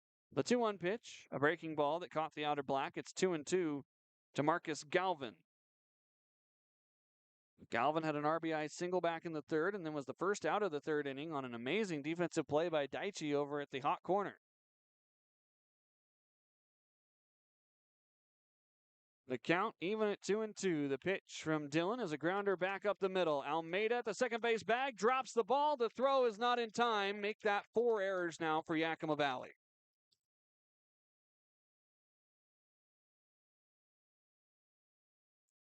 Sidko advances on to third. 4 errors being played on a turf infield, all of them by players on that turf. 2 fielding, 2 throwing. What else is Austin Dillon supposed to do? He's getting ground balls. He's just not getting help behind him. Coach Salsider heads out of the dugout. Salsa going to try to calm down AD. That's a teeter-totter type relationship between pitchers and infielders.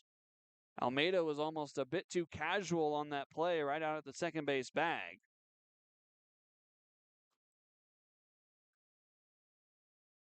You're still an out away from only going to the 5th inning down by 1. But this could snowball into something a lot worse if we're not careful here.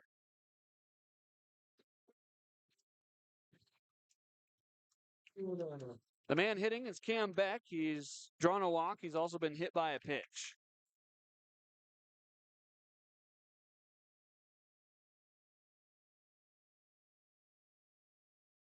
Dillon, his first pitch, breaking ball, misses inside, 1-0.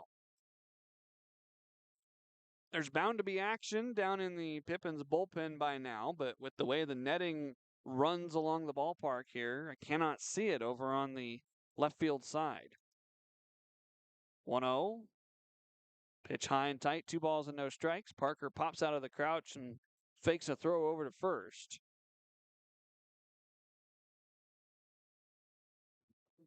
Dillon's had multiple chances to find out number 3 here in this 4th inning. As now he works way behind in the count, 3-0 to Cam Beck. Second base is open. You could load the bases and put a force play anywhere. You'll have the designated hitter and the cleanup man Win Gurney on deck. 3-0 pitch. That's a strike. Clayton Kellogg taking his time making the call. So the count 3-1. I'd say you want a ground ball, but right now that might not be the best option. 3-1 pitch. Dillon gets a wave and a miss on a breaking ball down and away, and AD says, fine, I'll do it myself. The count runs full. There's 2 outs. Marcus Galvin at first base will get a head start with the pitch. Austin Dillon trying to stop the bleeding after some errors behind him. The payoff pitch, a breaking ball, spoiled out a play foul. And onto the road, into the driveway of somebody right behind Vince Genna Stadium.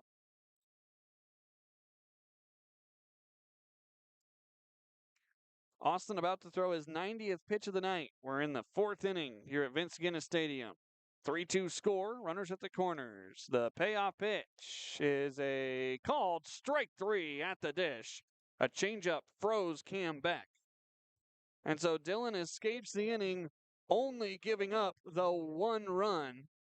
Couple errors behind him in the field almost cost major damage. We go to the 5th inning. Pippins trail 3-2 here at Vince Genna Stadium.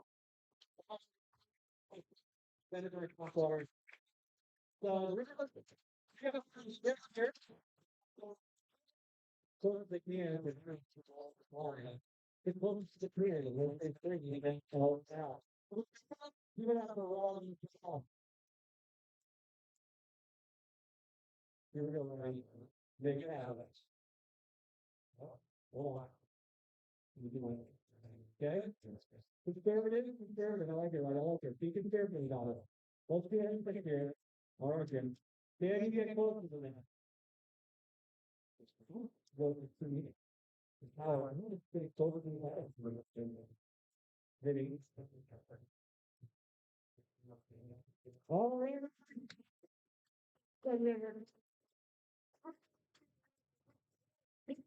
Pick off.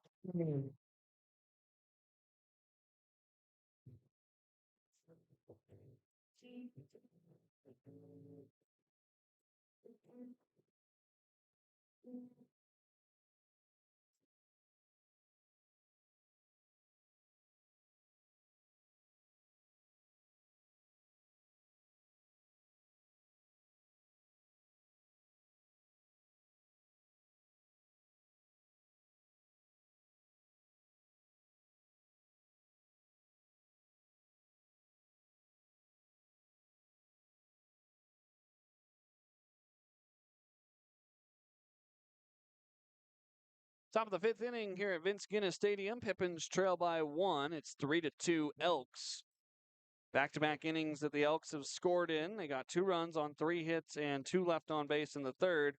And then in the 4th inning, 1 run on 1 hit and 3 errors committed by the Pippins. 1 by Parker, 1 by Derek, 1 by Levi. So now Almeida with a chance to make up for the error, as he was in the batter's box when Jay O'Neill was caught stealing over at 3rd. First pitch, waving and missing on a new count here from Jackson Kendall. 0-1. Kendall slowly approaching the end of his night. He is nearing the 70 pitch threshold. But here in the 5th inning, Ben probably going to ride him for as long as they can get him. 0-1, right back off the body of Kendall. He's going to stumble over. He's going to underhand flip. The throw is late as he is hobbling a little bit, favoring his right leg. He's going to walk with some authority around the mound, trying to stretch out after a comebacker off the bat of Derek Almeida. Base hit credited to Derek. Infield single. That's his 2nd hit of the night. And now the attention goes to Kendall, who swings that right leg around. It's the drive leg for a right-handed pitcher. And as he was closing off his body, the comebacker went right off of his hip. Training staff making their way out to the pitching mound on this all-turf surface. He says he's all right. He wants to continue. Doesn't need a warm-up pitch either. Pippins back to the top of their order, tying run on base. No reason to panic, just a little bit of concern defensively for the Pippins so far tonight. Got to be careful to not let those errors compound. They almost got away from the Pipps there in the fourth. So with 68 pitches to his name, Kendall will dig back in on the hill after giving up the single to Almeida. First pitch of this at-bat to Tyson is a fastball taken for strike one. Both bullpens have action up and moving, although I can't see either number from my perch here on the first base side of the press box. 0-1. Miller takes a pitch down and away, 1 ball and 1 strike.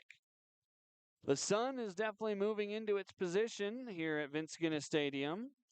If you think of the left center field gap and go up right above the light poles, that's where the bright glowing orb that keeps us warm is. Sunglasses on here in the press box for your broadcaster. 1-1. Tyson takes a changeup down and in, 2 balls and a strike. I've also got the Pippins cap on, helping block out some of the sun's rays.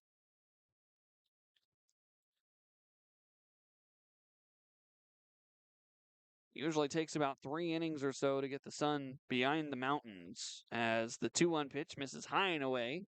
3 balls and a strike. Miller trying to draw a walk. He reached on an error and scored back in the 3rd inning. Kendall set at the belt. Almeida a short lead at first. The 3-1 pitch. Tyson swinging freely, and he shoots it foul over towards the concessions on the left side. Now the count runs full.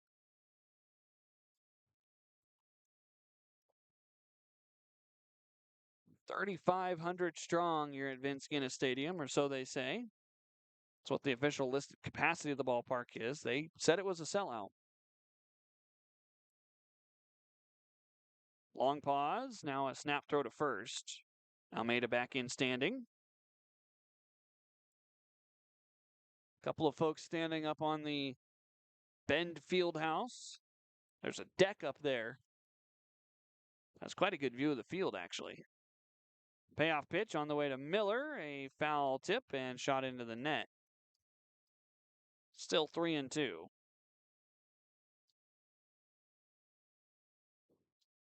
That's a byproduct of the sun. The shadows are so long from the batter's box, they stretch all the way to the backstop. Those bright white pearls are very hard to see off the bat. Long pause. Here's the second payoff pitch to Miller. He bounces one right into the glove of the first baseman, Beck, who sends it to second base for 1, covering first Kendall not in time. If Beck had been just an inch or 2 shorter, the ball would have went over his head. If he would have been an inch or 2 taller, it would have bounced right off his arm. But instead, it's a fielder's choice as Almeida is out 3-6 at second base, and Tyson takes his spot over at first.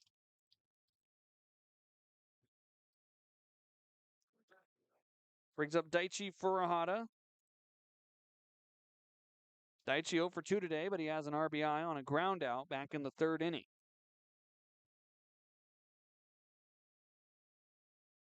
Kendall with the glove on his left hip. Has not come set yet. Now he steps off.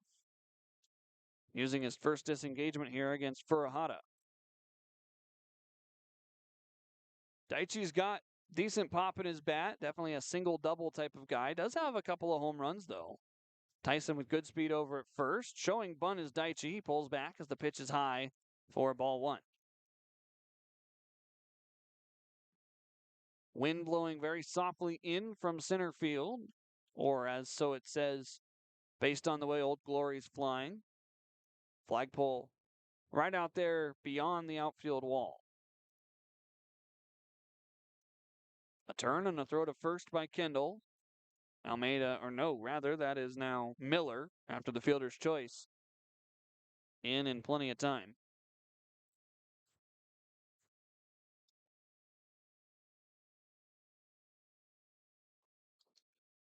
Two balls and no strikes. Furuhata watches a pitch outside the zone. Pippins were the first team to score in this contest. They gave up 2 runs in the bottom half of the 3rd inning after they scored and then gave up the 1 in the 4th. Miller dancing at first. Long pause here by Kendall. Leg lift, the 2-0 pitch. Change up downstairs. The count runs to 3 balls, no strikes. For Kendall, you know he wants to try to get through this 5th inning here and leave with the lead and potentially qualify for a win. At the same time, pitch limit might be on for a guy that just got hit in the hip. 3-0, Daichi taking all the way, and he takes a courtesy strike on the outer black, 3-1. This will be pitch number 80 upcoming from Jackson Kendall. He's made nothing but starts this summer, so somebody who certainly is adjusted to the longer outing. Daichi still can be patient. 3-1. Tyson takes off. It's a bouncing ball off the hand of Kendall. Coming over to get it is the second baseman Sanders. The throw to first is not in time. Daichi legs out an infield single. The deflection off of Kendall's bare hand, his throwing hand, might have slowed the ball down. And so now Nick Velasquez comes up with 2 on and only 1 out.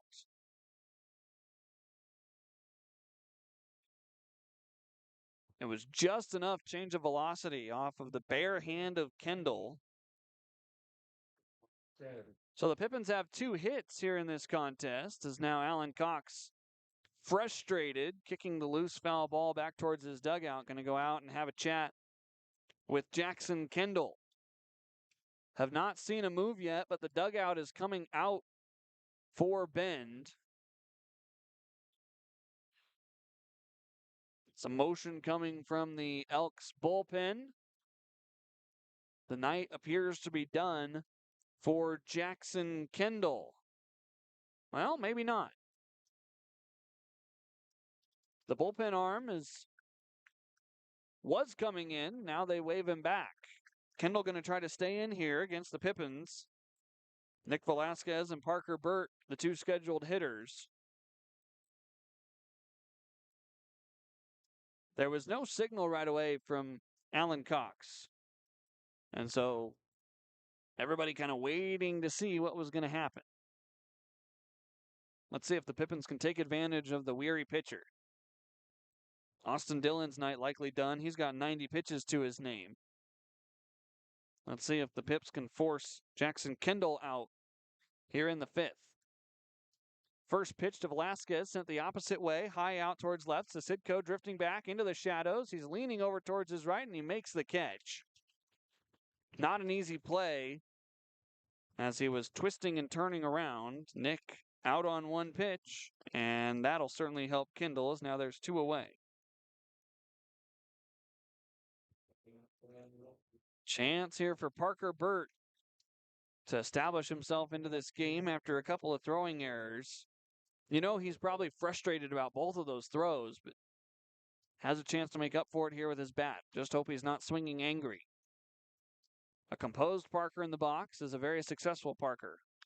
Swinging first pitch, it's a bouncing ball deep out the hole towards short. Goodman goes a long way across the diamond to get the catcher running. And after the mound visit, the Pippins swing on the first pitch of the next 2 at-bats. And they are out. Halfway home here in Bend. Some aggression going the wrong way for Yakima Valley as they trail 3-2.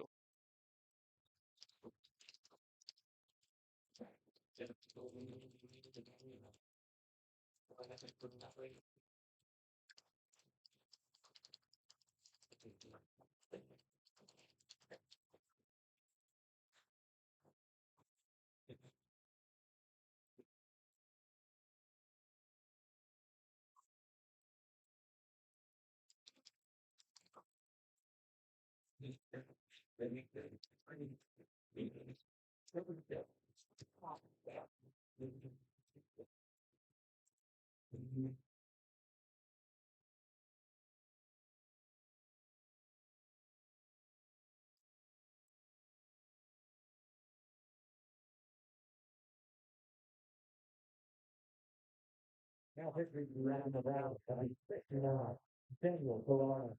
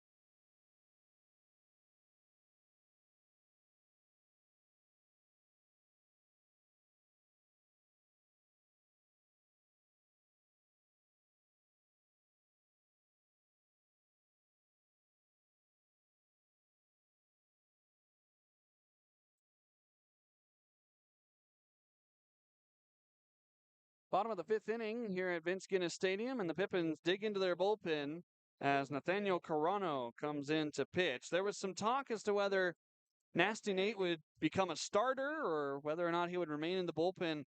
Certainly a distance type of guy with high strikeout numbers. Carano, so far on this season, 17 and a third innings pitched, 7 games. He's got 27 strikeouts to 6 walks, as the first pitch he fires in is a strike to Win Gurney. And so Austin Dillon goes 4 innings, giving up 4 hits, 3 runs, 2 walks, and 2 strikeouts. Carano, the 0-1, inside, 1 ball and 1 strike. For Dillon, 2 of his 3 runs were earned, one of them coming home thanks in part to a couple of errors. 1-1, Nate drops a breaking ball up at the top of the zone, 2 balls and a strike. For Carano, coming from Whitworth College, has really moved into a long relief type role for the Pippins as the 2-1 is blown right past Win Gurney for strike 2. His last 2 appearances have both been 4 2/3 innings. 8 strikeouts against Kelowna, 7 against Bend, as a wave and a miss at the top of the zone. A fastball right by Gurney. There's strikeout number 1 on the night for Carano. He was tagged with the loss when he pitched against the Elks back on the 18th up in Yakima because 1 run came home in the 9th inning. It was a tie game at 5-5 for the longest time. And it was a wild pitch that got away from Abel Ramos that allowed the run to score. First pitch, wave and a miss by Jace Miller on the day 0-for-1. Miller walked in the second, reached on a fielder's choice in the third. As Carano goes to work quickly. Standing over on the first base side of the rubber. A bunt attempt shown. This is popped up in foul territory and bounced over towards the Pippins on deck circle, 0-2. Miller will make the long trip back from first base as he ran all the way through the bag. Carano initially started out as kind of a 2-inning guy. Walla Walla, Springfield, Marion, all 2-inning appearances to start the year. 3, 3, and 5 strikeouts respectively. Didn't pitch well down in Ridgefield on the 10th of June, going an inning and a third, 3 hits, 2 runs, 1 walk, and 1 strikeout. But when I say didn't pitch well, that's by his standards. Only 4 walks in the other 6 appearances combined. 0-2 pitch, bounces in and away from Burt with nobody on. It's just harmless, ball 1. Carano's recorded a strikeout in every appearance except for the one up in Edmonton on the 14th, when he walked 2 and did not strike out any in only 2/3 of an inning. 1-2, breaking ball from Nate, drilled out to left field. Miller going back. This bounces on the track and up against the wall. Stopping at second is Jace Miller after a hard-hit double, disappearing into the sunlight. Man at second, 1 away here for the Elks in the 5th.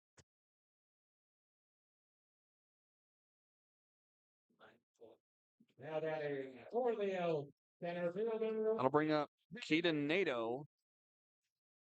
In those last 2 appearances for Carano, he gave up 3 hits to the Elks on the 18th. He gave up 4 hits to the Falcons on the 26th, but 4 2/3 innings for both of them.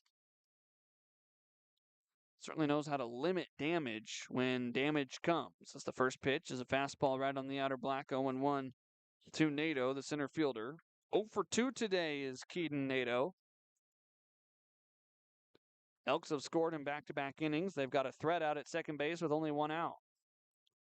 Line drive back where it came from and into center field. Aggressive wave at third for Jace Miller. Here comes a throw that's off the line from Jay O'Neill, cut off by Sotomayor. The Elks extend the lead. It's 4-2 on the RBI single by Keaton Nato.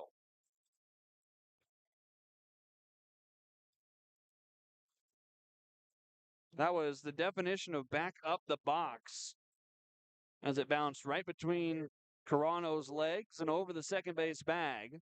The throw from O'Neill was so far off the line, but thankfully a cutoff man was there to keep the ball from going away.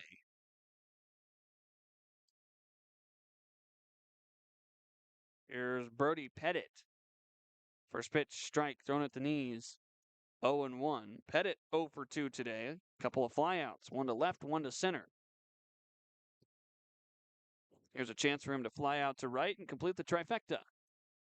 Runner takes off at first. The pitch is down and away. Parker not even going to attempt a throw down. Maybe that's a byproduct of the couple of errors. Maybe that was just a pitch down and away that Parker didn't quite get to cleanly. But either way, it's a stolen base for Keaton Nato. Another man in scoring position here for the Elks. 1-1, a bouncer out towards short. Almeida up with it. The throw across to Levi is caught for out number 2. Advancing to third is Nato.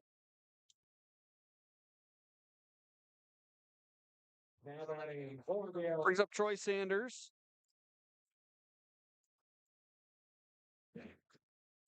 There was a man that tried entering the game for the Elks in the 5th inning. We'll likely see him when we get to the 6th, as Kendall is at 82 pitches. Sanders' first pitch, a wave and a miss. 0-1. Sanders today 0 for 2, a strikeout. He reached on an error, and he scored after stealing second, reaching third on a throwing error. Coming across on an RBI double by Dmitry Sisitko as the 0-1 misses inside, 1 ball and 1 strike. If you've been tuning into Pippins broadcast the last 2 weeks or so, you've kind of heard me say the same thing over and over and over. Walks and mistakes. Tonight it's been purely mistakes. 1-1 breaking ball. Up at the top of the zone, called ball 2.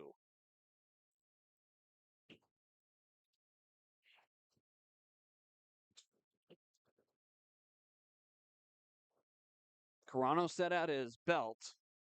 The 2-1 is shot foul over towards the stands.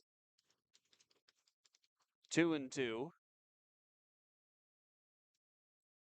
Hope the folks down in the grandstand are paying attention, most of them looking directly into the setting sun. 2 balls and 2 strikes. Carano looking for a second strikeout. Instead, it's a fly ball back towards the press box and onto the road, out of play.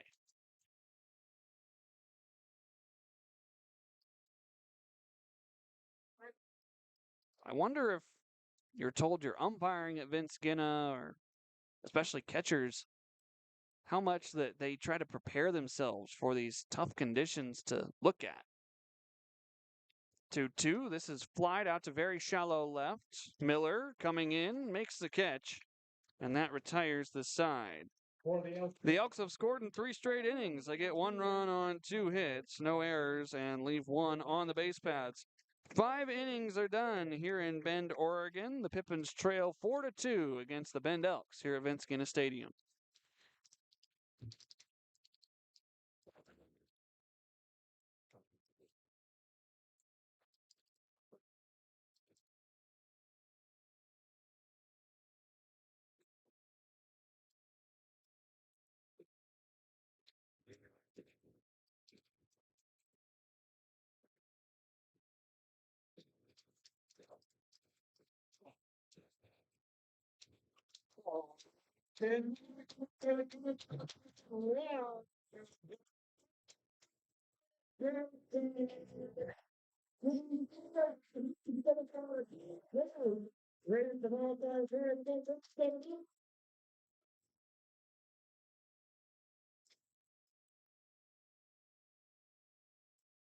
What are you going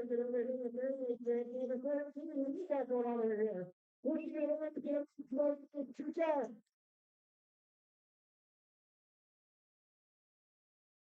No, I'm not going to distract you.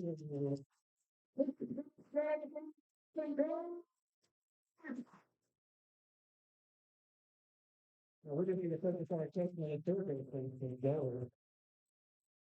It's going to get over here.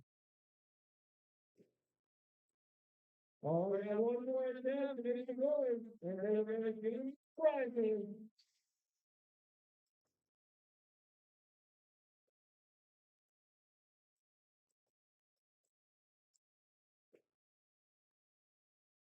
Now, they're going to be already out front, God, back there. We're turning.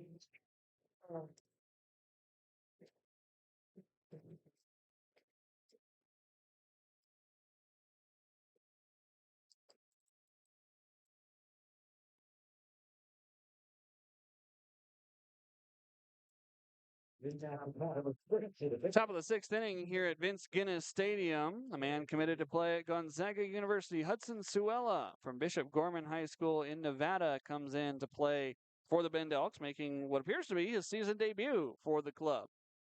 82 pitches for Jackson Kindle, and he is through 5, qualified for the win if the score will hold. 4-2 game is Jay O'Neill, the first man here to face Suella. Swings and fouls this one out towards the Pippins dugout. Hudson Suella, as I am told that's how you pronounce it, Ciulla. Goes out of the full windup here, and the 0-1 is a breaking ball that drops below the zone 1-0. Or 1-1 rather, excuse me.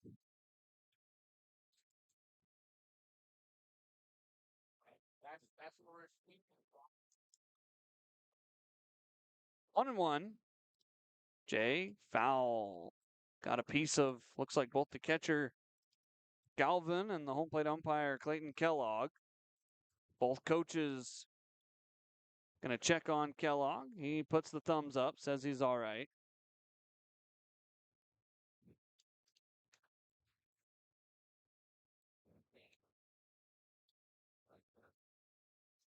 A little bit of velocity coming out of the right arm of Hudson Suella. Appears to be upper 90s.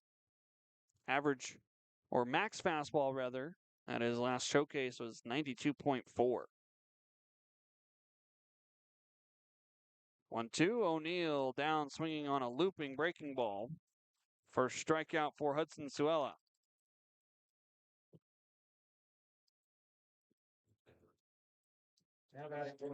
Brings up Luis Garcia. Seems to be a power on power type matchup here. Garcia certainly has pop out to left field. He's also got backside pop if he can keep it in the gap. Out of the windup, the first pitch from Suella is a breaking ball downstairs.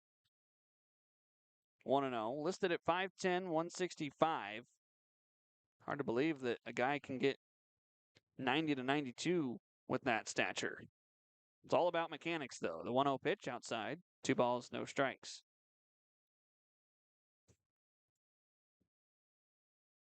All about mechanics. Seems to be a pretty decent leg lift and then an uncorking as the fastball blown past the top shelf of Luis Garcia. 2-1. Really leans back on his drive leg, which is the right leg in this case, and then lumbers his whole body weight forward down the hill. 2-1, a fastball outside, cut on and missed. 2-2 to Garcia. Luis 1 for 2 today with a single back in the 4th inning.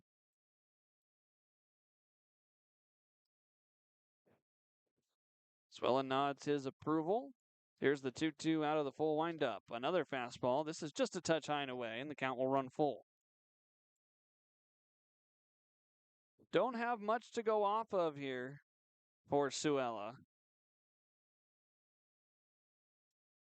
The full count pitch. Garcia lays off high and away. A fastball was enticing, but Garcia will be aboard as a 1-out base runner. Left-hander Levi Sotomayor will come in, who is 0 for 2. Yakima Valley. Number 13. Sotomayor, a fielding error that helped lead to a run back in the fourth inning. Pipps thought they had out number 2 on a fairly routine play across the diamond from Daichi at third. But it's Sotomayor tagged with the error as a pickoff throw over to first is not in time to get Garcia. Luis was just taking his lead. Wenzuela spun around and sent it on the first. Now the first pitch out of the stretch is a pop-up out towards second base. It's going to bounce off the turf to Sanders. Sotomayor out number 2 over at first on the 4-3 putout.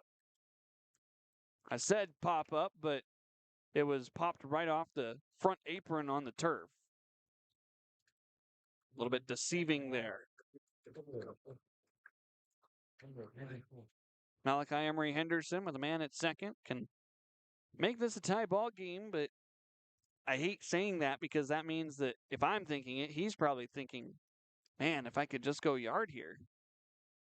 I'd much rather see Malachi get a base knock of some sort and allow Luis to score as he pulls one foul over on the first base side. 0-1. You don't want Garcia to be doing too much, and we talked about that. Me and my dad did a couple of weeks ago when he was up here for the Wenatchee series about trying to do too much. That just appears to be what Emery Henderson has been doing recently. A look back to second by Suella. Wave and a miss as the bottom drops out of a breaking ball. 0-2. Malachi just seems a little bit dazed and confused in that left-hand batter's box right now. Had 4 hits in the non-league contests, but back in league play so far today, 0 for 2 with 2 strikeouts, trying to avoid a third.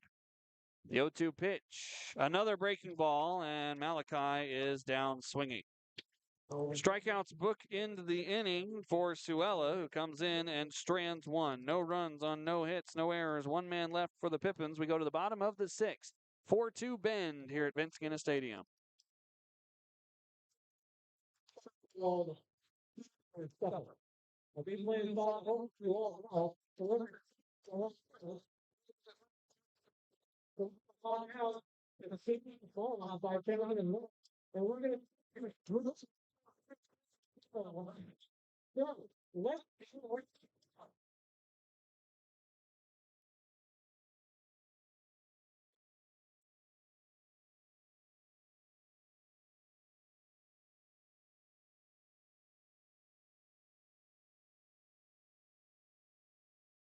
Over here, the third base is that really funny. It's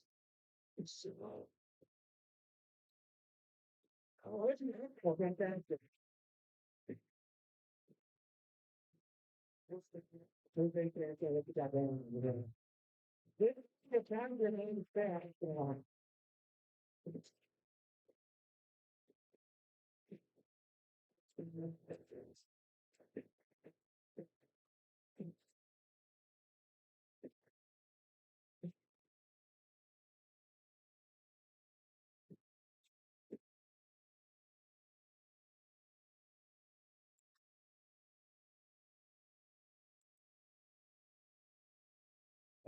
The Bend Elks have been the ones that have got it going on so far tonight as Nathaniel Carano gets out for his second inning of work. It'll be 9-1-2 due up for the Elks as they get ready to bat for the 4th time. Pippins got 2 runs in the 3rd inning. They have left 5 men on base since. The Elks, on the other hand, have left the same amount of guys on, but they've scored 2 in the 3rd, 1 in the 4th, and 1 in the 5th. As the first pitch from Carano is a strike. 0-1 here to Will Goodman. 1 for 2, a single, a run scored in the 3rd, and a fly out in the 4th. Wave and a miss on an inside fastball. 0-2 here. Carano likely going to be asked to get 3 to 4 innings of work here. Yes, that puts him down for the rest of the weekend, but if you can only use 2 to 3 pitchers in this game, you feel pretty good. 0-2, a flare out towards short, a high hop to Almeida, comes down, throws, skips it to the turf, and it's not in time. Sotomayor dug that one cleanly, but Almeida really had to go up and get the ball before falling down to the ground and throwing on to first. Infield single for Will Goodman.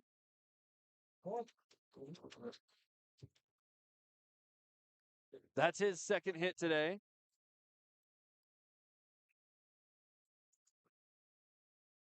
Dmitry Sasidko will hit.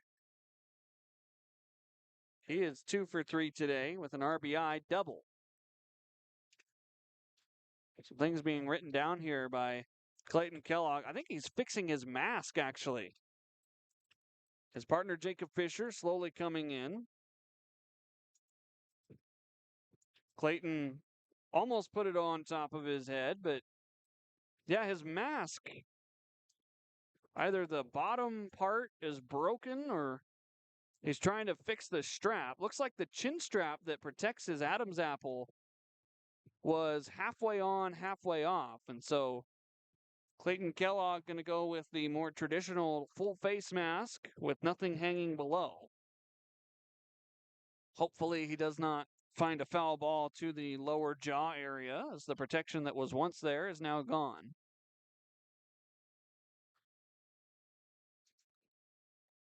Check over to first. Carano hasn't delivered a pitch yet to Sasidko. This is a series that the Bend Elks all-time lead 31-29. Here in Bend, the Pippins trail by 4 games as another throw goes across. It's 15-11 all-time here at Vince Genna Stadium between these two teams, with Bend leading the series. The Elks also on a 2-game winning streak in the series. First pitch from Carano is sent foul towards the Elks dugout over on the first base side, 0-1. The Elks, one of the founding members of the West Coast League. Started play before the league began, though, in 2000, and played in the PIL for a few years, actually winning a championship. Another check to first. Carano paying a lot of attention to Will Goodman, the shortstop.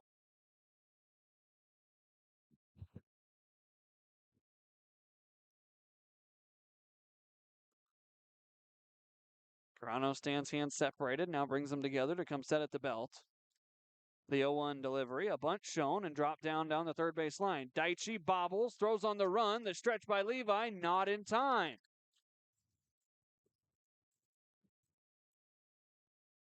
Probably another error by the Pippins, the way that they've been scoring this game. Could be a hit, though. It would have been a close play. We'll see how this one comes in.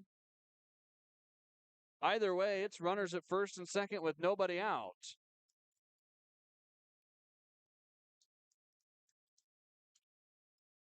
No official word on that play yet. It is a single. I think that is the correct call. It would have been a tough play for Daichi to make anyway.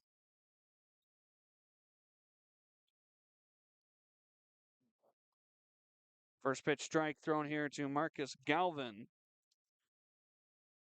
No balls, 1 strike. Carano's been getting ahead in counts, has not walked a batter. Only 1 strikeout, though. He's given up now 4 hits. That is uncharacteristic of Carano. A look back to second. Here's the 0-1. A bunt shown and a bunt offered at. It's actually foul tipped into Parker's glove. So 0-2, the bunt will likely be off here. Galvin today, 1 for 3, a single, an error, and a flyout.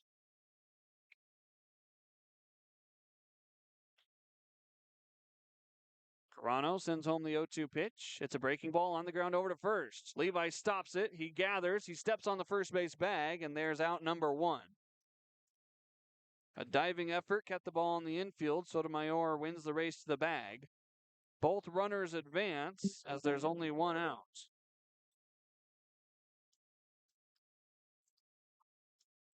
Cam Beck, the 3-hole hitter, strolls to the plate.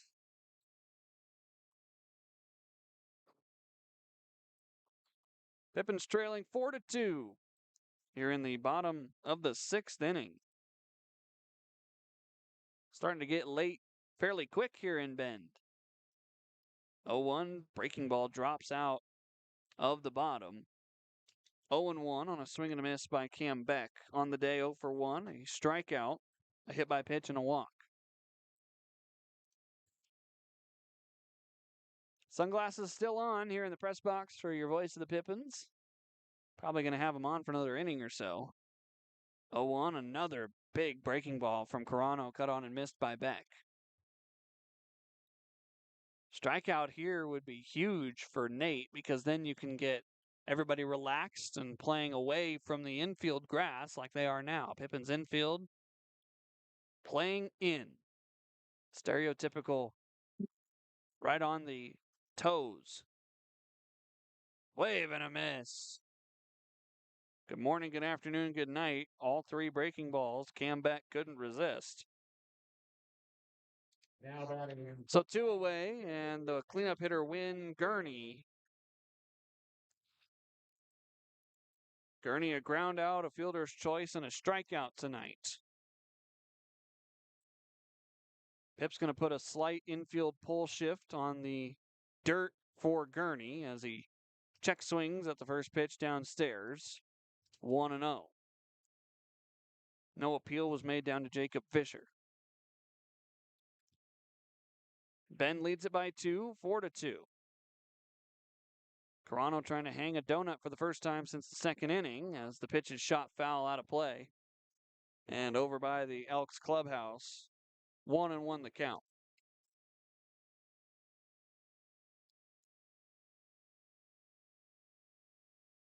The tall shadows of some buildings and trees casting their darkness over the outfield. The infield still bathed in sunshine. 1-1, a fastball right by Gurney. And now the count 1-2. Carano with 2 punch-outs, his most recent coming to Cam Beck. Third one would be massive here in the 6th inning. The 1-2 pitch on the ground out towards short. Almeida fields it cleanly. The throw to Levi is in time, and the side is retired. No runs on 2 hits, no errors, and 2 runners left on the base paths. Getting late here in Bend. Top of the 7th is next. Pippins trail 4-2 here at Vince Genna Stadium. This is Pippins baseball. He was a fan of the left pair. So, come on there.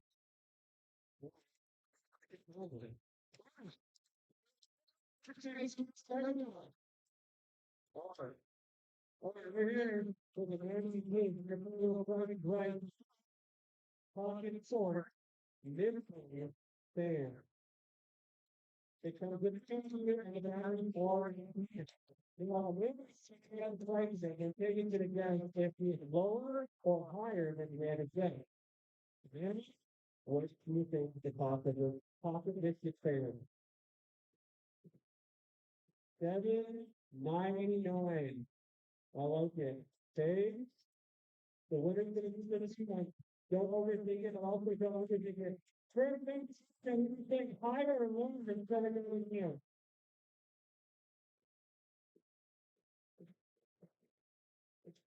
Oh, it's like Google.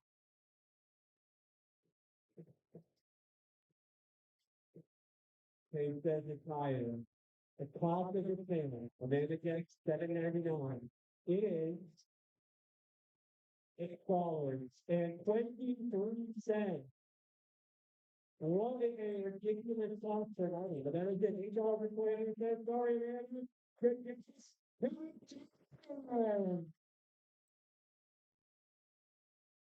Now pitching for the Elks on Copenhagen City College.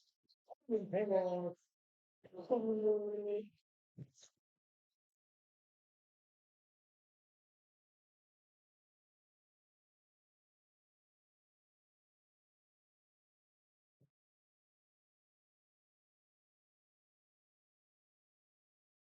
Top of the 7th inning here at Vince Genna Stadium in Bend, Oregon, as we get ready to celebrate the 4th of July tomorrow. The Pippins beginning their second half of play. They trail it 4-2 against the Bend Elks, who are on a 2-game winning streak, taking the final 2 games against the Walla Walla Sweets in their previous series. Pippins have 9-1-2 due up against a new pitcher, Noble Ortega, who they saw up in Yakima just a few short weeks ago. Ortega, a lefty from Fresno City College, misses high and away with a fastball to Derek Almeida, who's 2 for 2 today, a double and a single. Almeida, Miller, Daichi, hopefully Nick also going to hit here in the 7th inning. Pitch misses inside, 2 balls, no strikes. Well, when we were told it was a 6:05 first pitch today, I was a little surprised because with a fireworks show to follow, usually you want it to be dark, but the promotional item said that the fireworks show will take place about 30 minutes after the game. And as the 2-0 missed just a touch in, it's 3 balls and no strikes. And so the fans that are gathered here, most of them still in attendance, around 3,500 of them, are going to be occupied for about 30 minutes before the fireworks show begins. I'm told it's going to be a good one. 3-0 taking all the way is Almeida. He'll take strike 1 by Clayton Kellogg, a little bit of delayed call. I don't know if the Pipps will be sticking around. We've already checked into the hotel here and could go back if we wanted to, try to beat some of the traffic. 3-1, nowhere close from Ortega. It's ball 4. Derek Almeida on for the 3rd time today.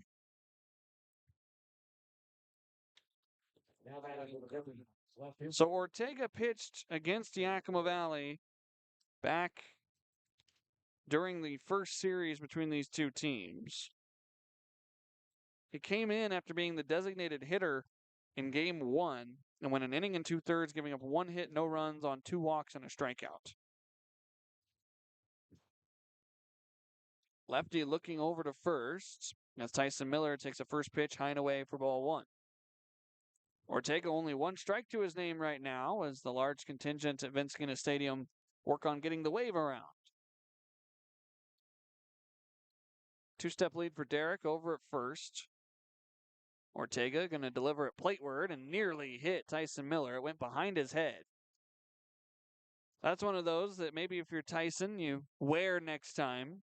Didn't look like a fastball, more like a changeup or a breaking ball that slipped out of the hands of Ortega. Would have went right off the side of his helmet. Either way, it's 2 balls and no strikes. The pitch plateward buzzes the tower again to Tyson, and it's 3-0. A 2-run lead for the Elks. It's 4-2. They scored 2 in the 3rd, 1 in the 4th, 1 in the 5th. The Pippins 2 runs coming in the top of the 3rd.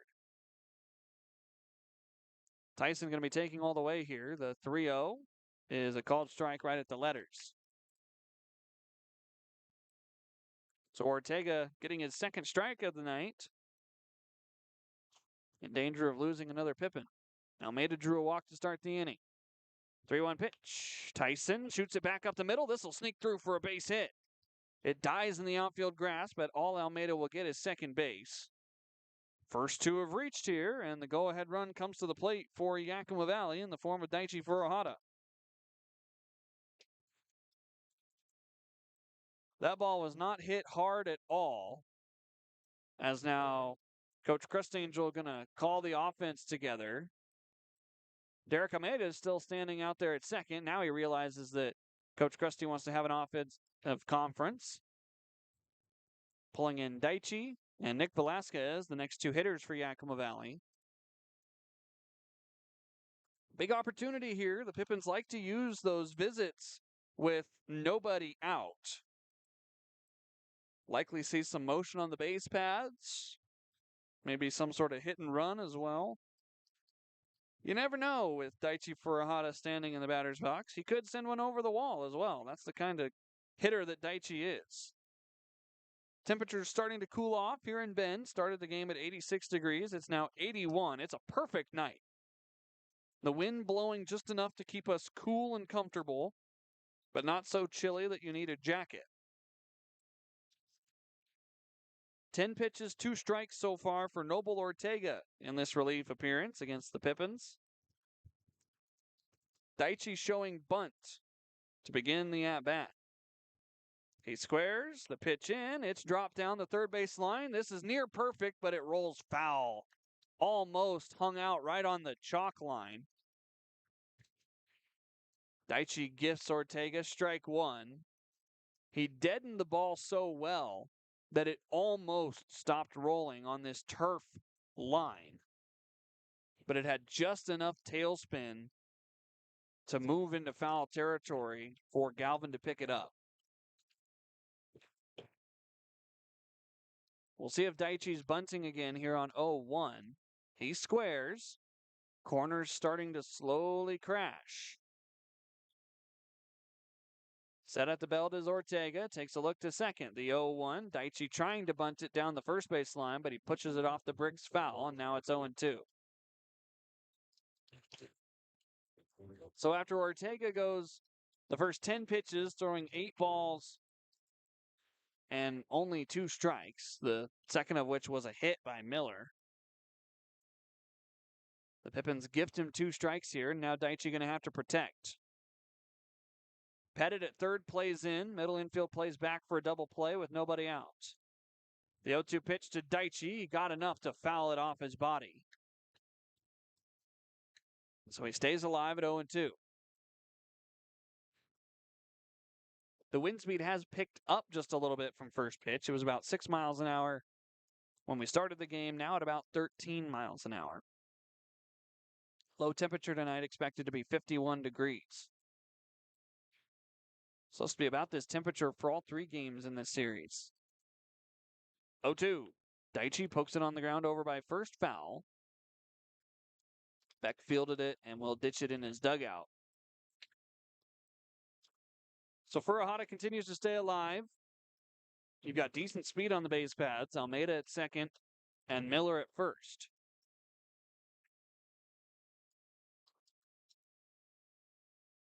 Daichi representing the go-ahead run. Despite the 4 errors on the board for Yakima Valley, the fact that this is a 2-run game is somewhat encouraging if you can get the offense going again. Pipps with 7 hits on the night. Another 0-2 to Daichi. He lays off high and away. Tyson straight off first base, but he is back in plenty of time as the throw came down from Galvin.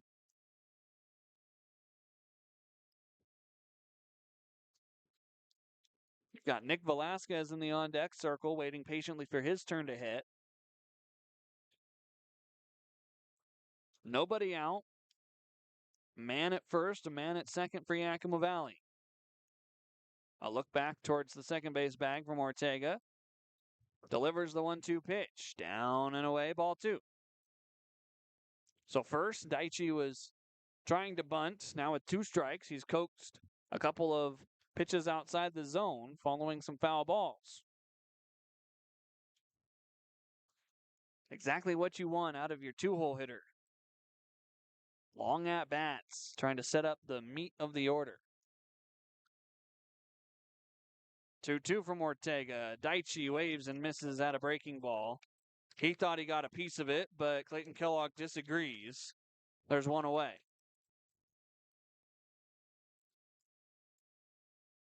So now Nick Velasquez represents the go-ahead run for Yakima Valley.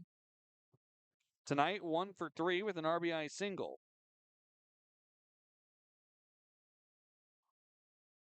Nick has the ability to make this a Pippins lead if he gets a pitch to hit, but I would much rather see a base knock and put the pressure on Ortega.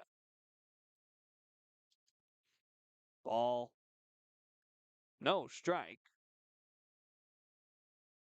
It was right on the outer black, according to Clayton Kellogg. The catcher Galvin dropped it, but it was still a strike.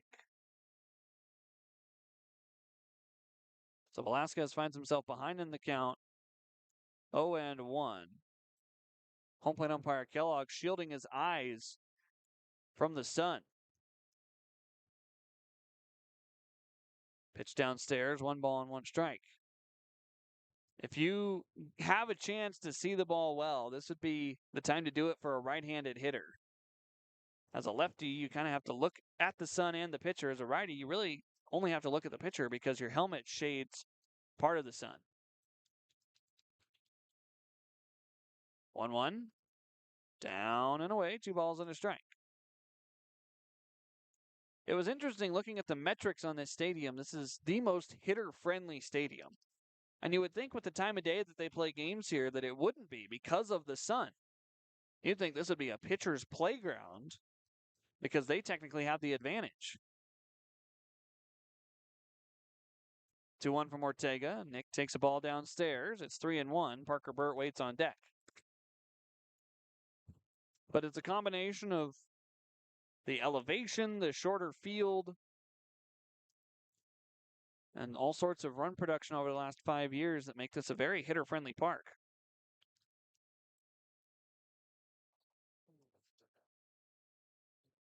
Velasquez can be picky in a 3-1 count. Derek at second, Tyson at first. Ortega brings it home. It's outside ball 4, and the bags are loaded.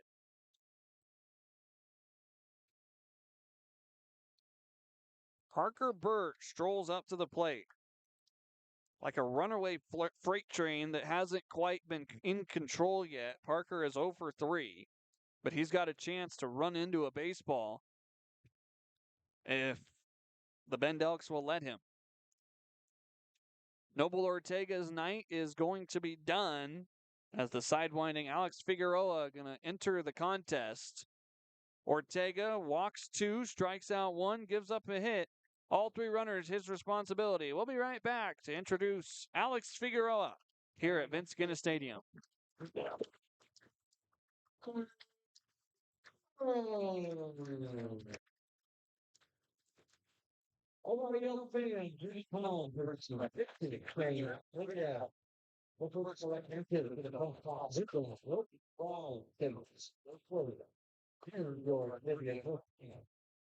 What MLB team finished the best regular season record last spring?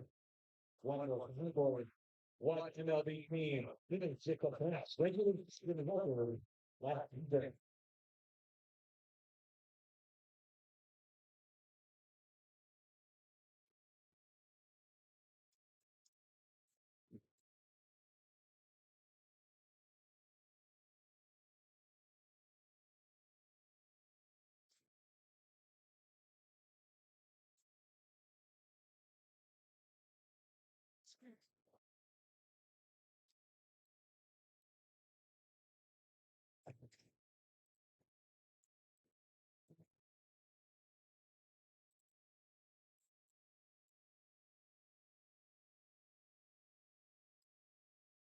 We had a great intake on I think it's one thing. You know, the team that that's everything baseball.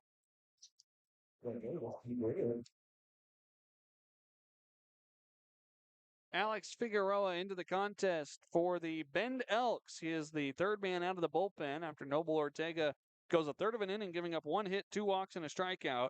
All 3 men on the base paths are his responsibility, and Parker Burt has a chance to make some noise here with only 1 out and the bag's full of pips. Almeida at 3rd, Miller at 2nd, Velasquez at 1st. The sidewinding righty fires in the first pitch that he throws downstairs below the knees of Burt. It's definitely a submarine approach for Figueroa. He stands tall out there on the hill on the first base side of the rubber, comes set at the belt, and then he dips his shoulder and sends it on the ground. Parker gets a hard hit ball, contact over at first. Beck going to flip it on to the covering pitcher. That is an out for Parker Burt. But a run comes home to score for Yakima Valley. Derek Almeida crosses the plate for the 2nd time today. Productive ground out for Parker Burt. Score it 3-1. And with 2 away, the Pippins have the tying run over at 3rd. And Jay O'Neill, a chance to get this game tied or give the Pippins the lead.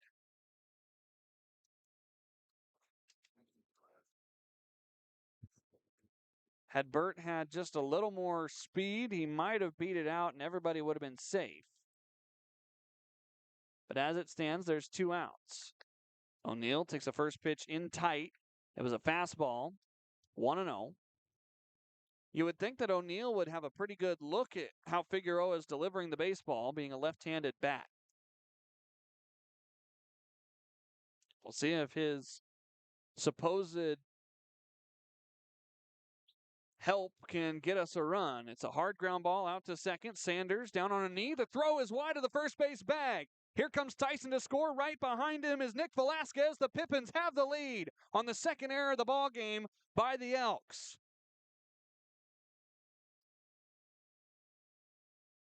Yakima Valley has life. Jay O'Neill hard hit contact that Sanders just rushed the throw onto first. All 3 runs belong to Noble Ortega. Scored an E4 on the bad throw. That was the inning over right there for Bend. And now Luis Garcia gets a chance to hit. First pitch off speed, down at the knees for strike 1 from Figueroa. So Ortega charged with all 3 runs.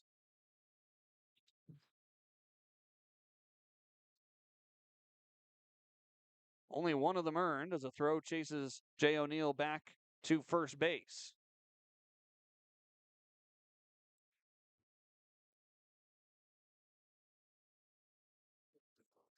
Pippins lead for the first time since the 3rd inning. Garcia taps one high out towards third. Pettit on the run. The throw made in time over at first. And the inning comes to a close. The Pippins score 3 runs on only 1 hit, a Bend error, and they leave a man on the base pads. It's stretch time here at Vince Genna Stadium. Pippins lead it 5-4.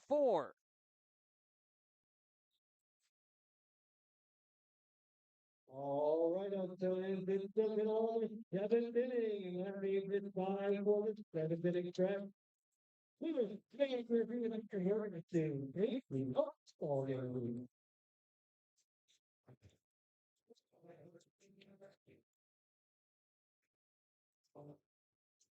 We have to the ball again.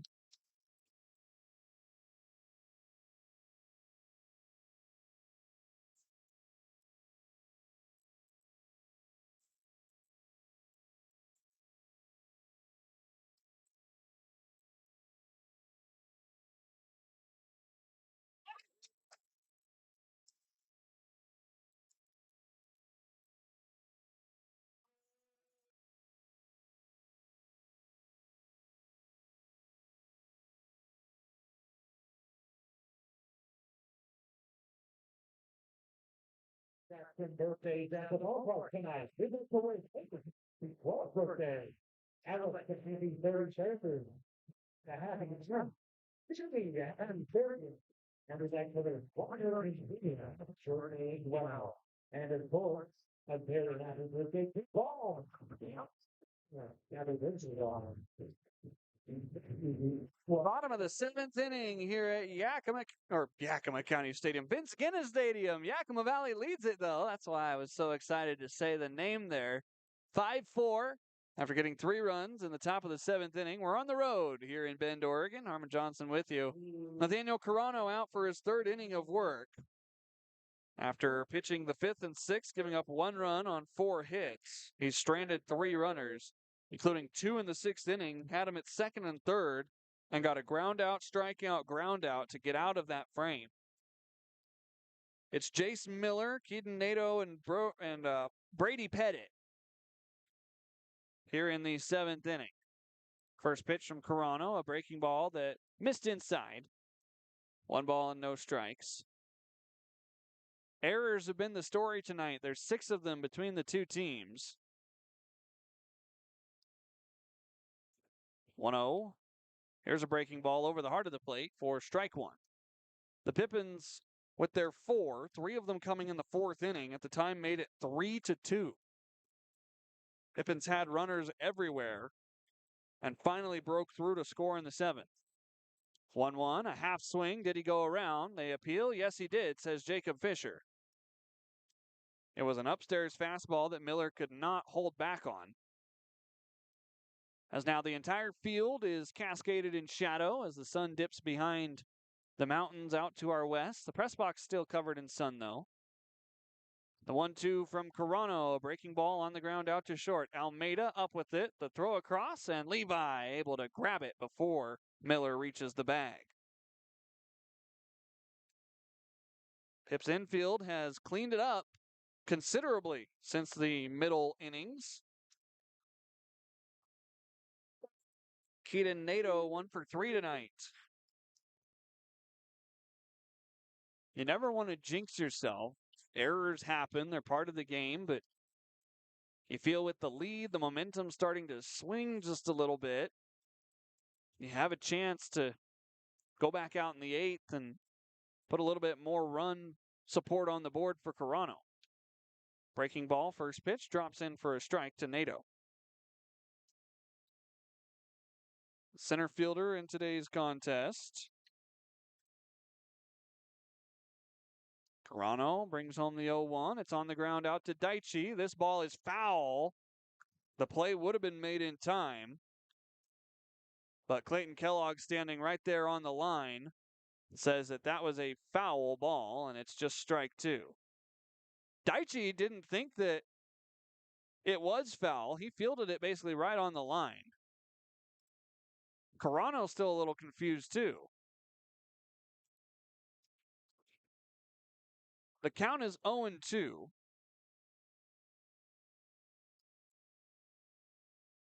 Pippins thought they had the play. Good to complete it anyway, just in case that ball is ruled fair. A little bit tired is Nato as he digs back into the box. Let's see if Carano could take advantage. The 0-2 pitch, a fastball, top shelf, but laid off by Nato.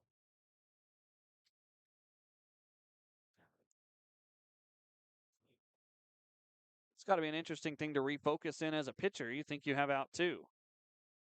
Breaking ball, called strike three, ring him up on the inside black. There's out number two. Carano unfazed by the fair foul call over at third. Brody Pettit, 0 for 3 today, digs in.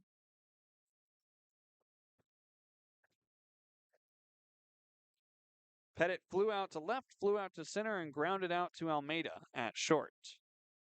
First pitch, Carano hums a fastball in for strike one. Pippins in the eighth inning will have 7, 8, and 9. Sotomayor, Emery, Henderson, and Almeida. Leading it by 1. 0-1, Carano misses outside with a fastball. Caught Bird a little bit by surprise.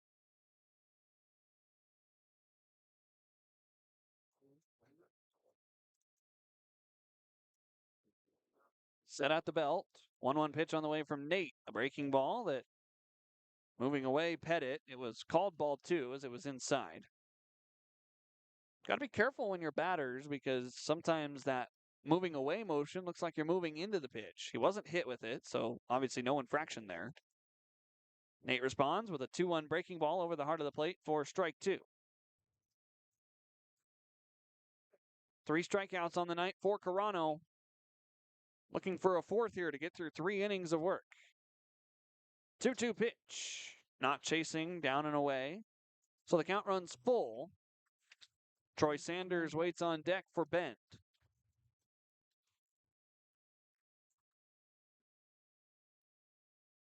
Carano set. Here's the payoff. Fastball pounded on the ground out towards Nick. Gets a friendly hop.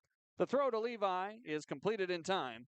And Nathaniel Carano has worked 3 strong innings out of the pen. And the Pippins lead it 5-4 going to the 8th inning here in Bend.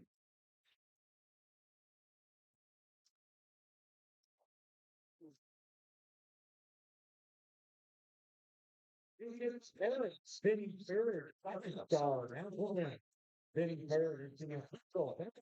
So, we're paying for the fair. Better continue. We're going to say, first game, and we're not going to. We never think of the shooting bar. Without that under, it's been 6. That's all. These were it's 5 better than 6 today. Sitting the queue on the on the ball park. It's been here this day.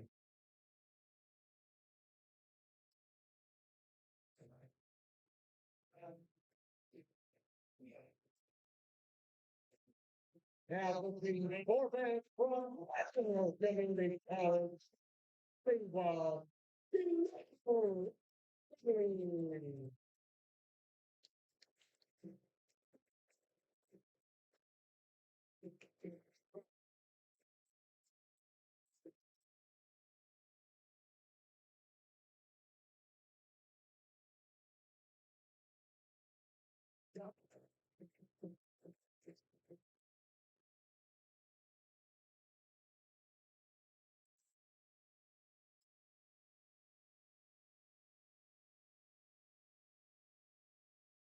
The sun has finally disappeared behind the Three Sisters Mountains here in Bend, Oregon, as Diego Lovesey comes in for the Elks, the man from Phoenix, Arizona.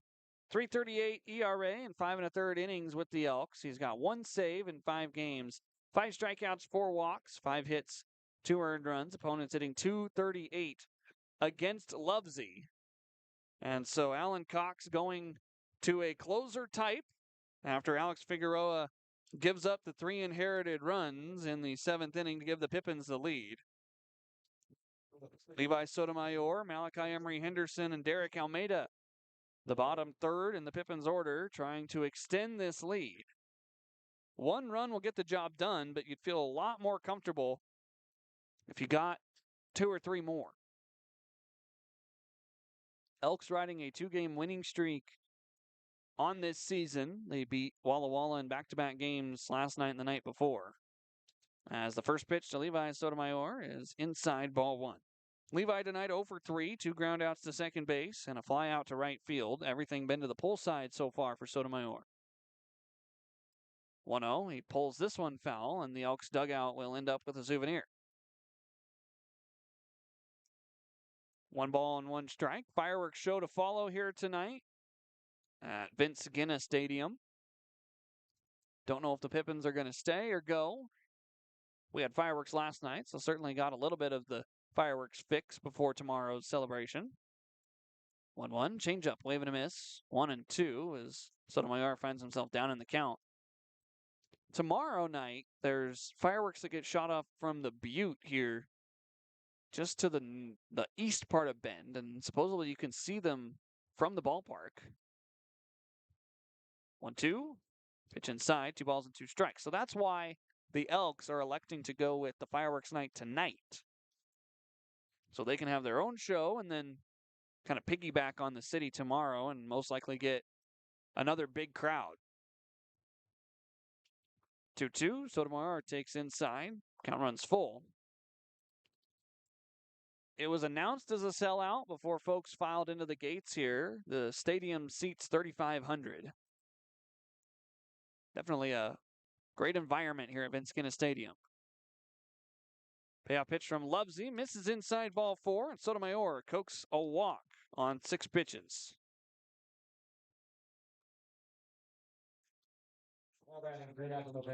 Brings up Malachi Emery Henderson. Lovesey pitched at Glendale Community College.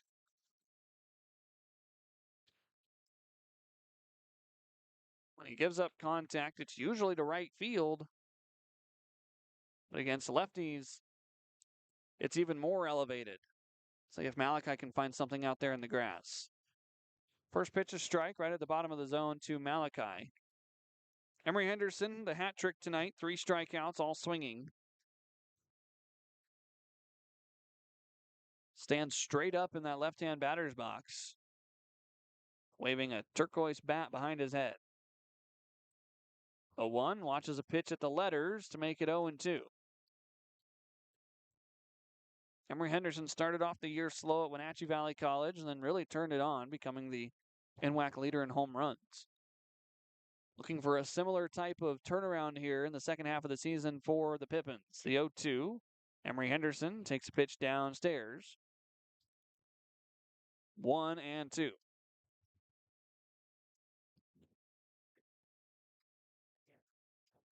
You know Malachi's got the pop. You know he's got the ability, but right now you'd love to see anything positive for him from that left-hand batter's box. Lovesey brings home the 1-2. It bounces through the legs of Galvin, and moving on to second will be Levi Sotomayor. The pitch was down and in. A wild one puts a runner in scoring position with nobody out for Yakima Valley.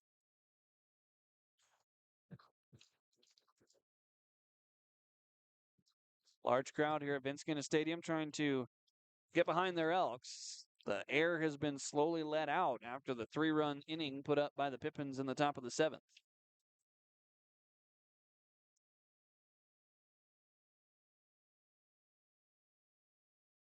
Look back to second, the 2-2 from Lovesey. Malachi takes a pitch down and away. The count runs full. If Emery Henderson could coax a walk, you'd have Almeida, who's been on all 3 times tonight, and then the top of the Pippins order. Yakima Valley trying to cook up a couple more runs. 3-2 pitch. Malachi swings through a breaking ball. Golden sombrero for Malachi. He is out number 1 here in the 8th. Not the hat you want to be wearing if you're Emery Henderson, but only 1 out, man in scoring position. Got a chance to score Levi here if you're Derek Almeida.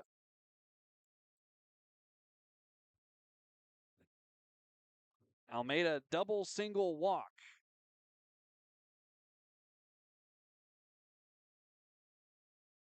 A look back to second by Lovesey. Here's the first pitch of the at-bat. It's a changeup in there for a strike at the knees.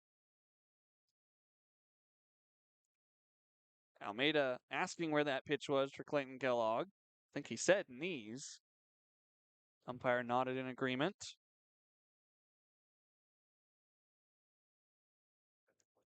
Lovesey set at the letters, the 0-1. This pitch is downstairs. Count evens up.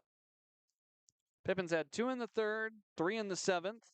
Elks with 2 in the 3rd, 1 in the 4th, 1 in the 5th. 5-4, the Pips with 7 hits and 4 errors. The Elks with 8 hits and 2 errors. Yakima Valley trying to break a little bit of a losing schneid the last week or so. 1-1, a slow tapper out towards short. Goodman waiting for it. He'll make the play across the diamond to first in time for out number 2. Sotomayor advances on to third. And a go-ahead run, or the insurance run rather, is 90 feet away, but there are 2 outs. Tyson Miller will have to get a base hit here or leg something out on the infield. On the night, he's reached 3 times. Reached on an error, reached on a single, reached on a fielder's choice. And now taking a disengagement is Lovesey. You get 2. Lovesey burning his first one there. First pitch to Tyson, a strike on the outer black. It was a fastball.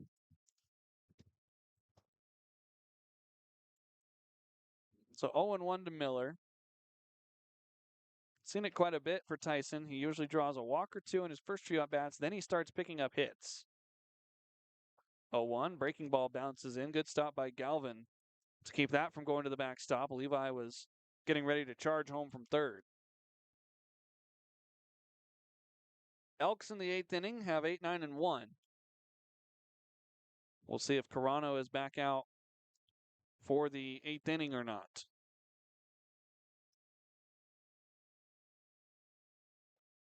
1-1, check swing for Tyson. The pitch was down and in. The appeal down, no swing, says Jacob Fisher from the C position.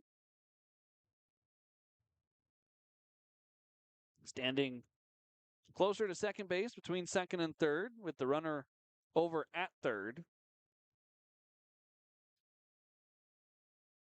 Tyson standing clear in the back of the right-hand batter's box, slowly waving the stick behind his head. 2-1. Pitch caught the outer black again, and it's 2-2.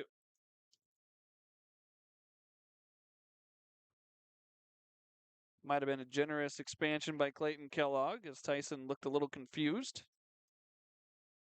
Either way, it's a 2-2 count with a man at third and a 1-run lead. Lovesey brings it. Tyson takes it bouncing in over his shoe tops, and the count runs full. Galvin again had to sacrifice his body to keep that ball from getting away and the run from scoring.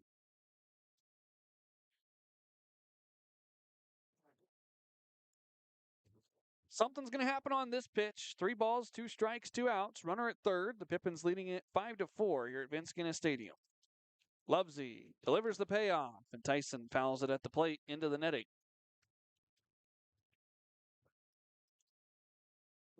So he stays alive for at least another pitch. Lovesey now over 20 pitches on the night. Daichi Furuhata waits in the on-deck circle for the Pips.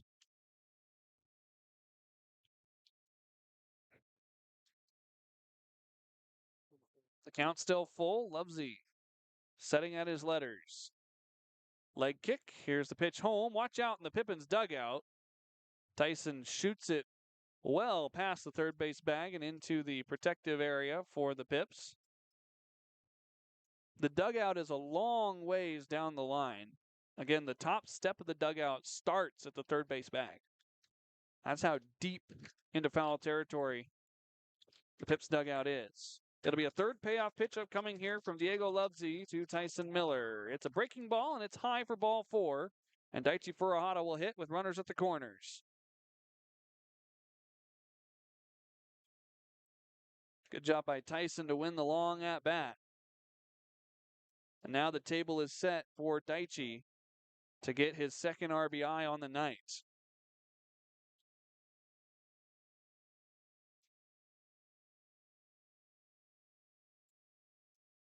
Daichi's first RBI tonight was a ground out back in the third inning that drove home the first run of the game, Derek Almeida.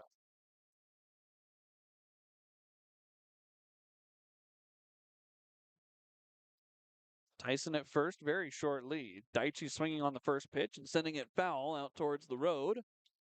And right off of the hood of a car, it looks like. So it's 0-1. Again, I don't know where all 3,500 of these people are parked. There is not a lot of parking at the stadium, nestled in the heart of a neighborhood here in Bend.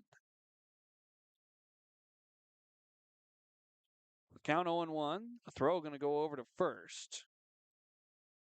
Tyson was maybe a half a step off the bag when the throw went over.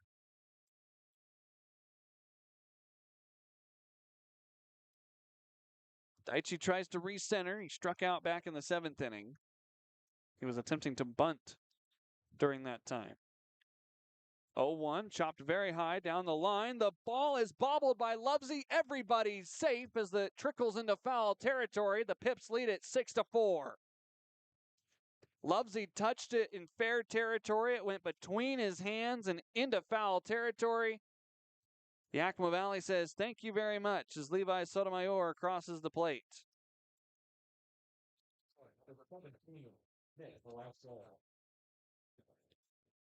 Miller moves up to second.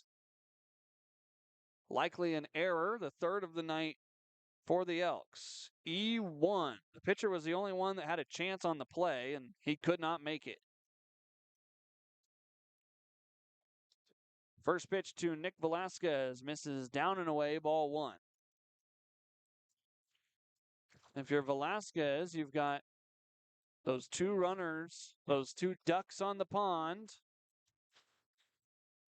Usually that's referred to when the bags are loaded, but right now, any run feels massive in this game. 1-0, down and away. The ball bounces away from Galvin, but not far enough. Tyson started to break to third, but slammed on the brakes. And now Galvin will go out and have a chat with his pitcher, Lovesey, who's still reeling a little bit after the error that allowed a run to come home. Would have been out number 3, so the run is unearned. Doesn't affect his ERA, but it does affect the scoreboard here. 7 errors between the 2 teams. Pippins with 4, Elks with 3. 15 hits between the 2 teams. Elks with 8, Pippins with 7. 10 runs between the 2 squads. Pipps lead at 6-4.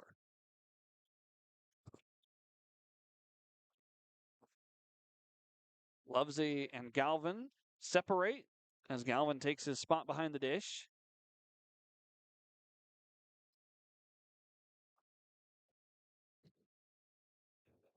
Nick Velasquez waiting patiently to break out in this game. 1 for 3, drew a walk and scored. Single and an RBI way back in the 3rd inning. Lovesey looks back to Tyson at second. 2-0 breaking ball, stayed above the zone. The count runs to 3-0. Parker Burt will begin to take the catcher's gear off in the on-deck circle as he anticipates potential walker knock here from Nick Velasquez. Lovesey looks back to second. 3-1. Nick made him throw a strike. Actually, that was 3-0. Now it's 3-1. The poles holding up the netting blocked out the 0, and I only saw half of the LED bulbs out on the scoreboard. Looked like a 1. Now it is 3-1. And the pitch comes home. Nick, a high chop out towards second. Sanders backs up, catches, throws low, and in time to get Velasquez. 4-3 is the putout to end the top of the 8th inning, but not before Yakima Valley scores 1 run on no hits. There was 1 error, and there were 2 men left on base. To the bottom of the 8th we go. Pipps lead by 2 here at Vince Genna Stadium. We'll be right back.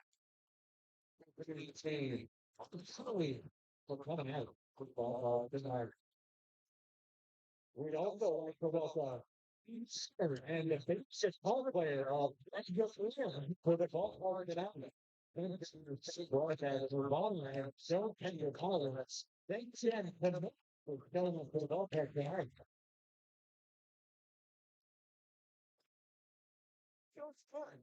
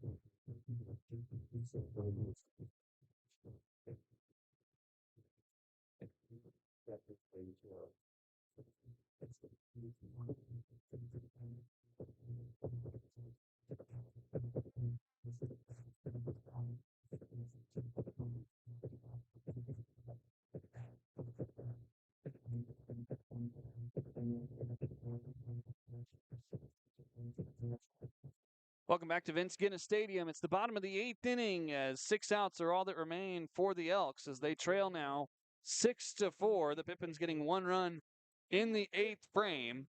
And that'll bring in Francisco Lopez out of the pen for Yakima Valley. Today wearing number 32. He left his number 31 back at the hotel. The right-hander from Tucson, Arizona. 6 1/3 innings, 0 ERA, 9 strikeouts to 1 walk. And he will face 8, 9, and 1 in this order for the Elks as he sends the first pitch high and tight to Troy Sanders. Carano goes 3 innings, giving up 4 hits, 1 run. It was earned, 0 walks, and 3 strikeouts on 34 pitches. 1-0. Cisco gets a wave and a miss at the bottom of the zone by Sanders, who is 0 for 3 today with a run scored. Francisco has gotten work in some high leverage situations this season. The 1-1, down and away, 2 balls and a strike. Most recent outing for Cisco was a 1-inning appearance against the Kelowna Falcons, where he gave up 1 hit but no runs, no walks, and no strikeouts. 2-1. Getting a strike right at the top of the zone from Clayton Kellogg, and the count moves to 2-2. Cisco got a win back against the Marionberries on the 20th. As a 2-2 breaking ball is skied high behind the dish. Parker tracking it towards the fence. He will run out of room. And a man in the second row will be unable to make the catch. The count remains 2-2. Francisco no saves yet on the season as he takes a moment behind the hill to put his hands on his knees. Wonder what's going on with Cisco. Did he maybe just vomit a little bit? It's not much warmer than it's been the last couple of weeks, but he is hunched over on his knees with his hat in one hand and his glove in another in a 2-2 count. I was watching where the ball was going, so I didn't see what happened with him.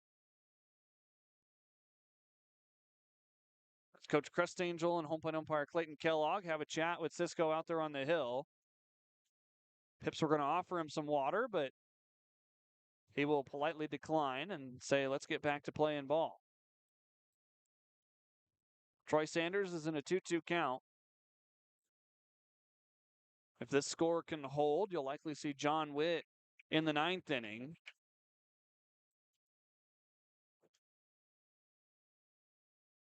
Cisco appears to be okay. Cisco trying to strike out Sanders would be his second. Here's a looper out towards shallow center field. O'Neill doesn't see it. And at the last moment, Tyson Miller calls him off and says, I got you. Out number 1 is an F7, basically in center field. Tyson helping out Jay as the twilight skies make it a little hard to see the baseball. Here's Will Goodman, who is 2 for 3 today with 2 singles.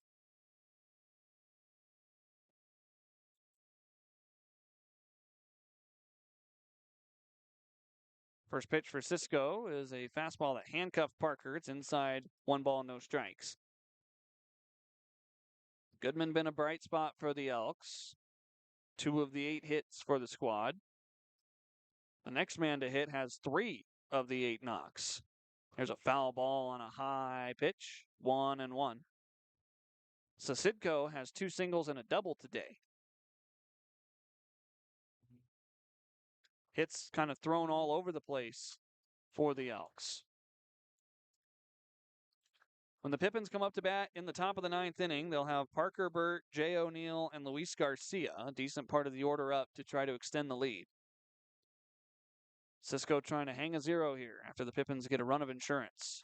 1-1 on the ground out to Daichi. Takes it on 1 hop, sets his feet, throws. Levi picks it at first and helps out his third baseman. 2 away here in the 8th. Throw was a little bit low from Daichi, but it got the job done. As the Elks go back to the top of their order, Dmitry Sisitko. Cisco requests a new baseball. That one must have had a cut on it. Not very often do you ditch baseballs on a turf infield.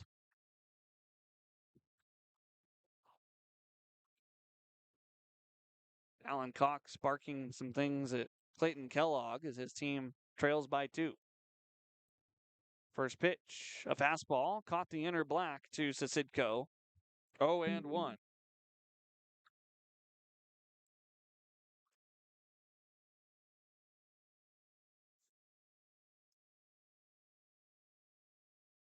Quick moment to gather himself, Sasidko. The 0-1. There's a fastball down and away. Well, I just got the confirmation that Cisco did indeed vomit. There's been something in the air down here since we got here. My stomach hasn't been quite as settled. I'm not saying I'm sick, but I can understand it. Breaking ball got away from Cisco. It was inside for ball 2. Did not hit Sasidko. That's a true warrior mentality out there on the hill for Francisco. Puke behind the mound and get right back to work. Out of the windup, the 2-1 pitch from El Chingon. A fastball blew it by him. 2-2. Lopez trying to work a clean inning here in the 8th and send us to the 9th inning. Pippins leading by 2. The score is 6-4. This game has swung back and forth a couple times. Pipps trying to ride the emotion. Cisco's 2-2 on the way. A breaking ball shot down the right field line, out of play. This one lands way past the Elks clubhouse. So the count's still 2-2. Nighttime settling in here at Vince Genna Stadium. Fireworks show to follow the game tonight. Pipps trying to come away with a Game 1 win and be 1-0 in the second half. 2-2 from Cisco. Breaking ball bounces in. So the count runs full with 2 outs. On deck is Marcus Galvin. He's 1 for 4. Would like to see him in the 9th inning. Cisco brings home the 3-2. It's shot out of play, foul. I wonder what kind of insurance the folks over next to Vince Genna Stadium have to have just in case a foul ball bounces into their window. I don't think it would get there on the fly, but certainly has a possibility off the bounce.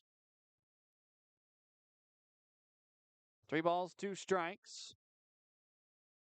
Cisco winds and fires a breaking ball on the ground out to Daichi. He leaves it at third base. The throw across will not be in time. That might be the 5th error of the night for the Pipps, and indeed it is. Daichi got just a little bit too far ahead of himself. And so Sasidko reaches ahead of Marcus Galvin, who represents the tying run.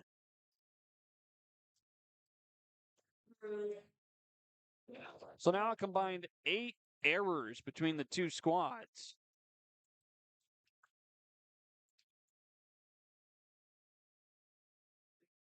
Galvin crowds the plate in the left-hand batter's box as Cisco comes set up near his head.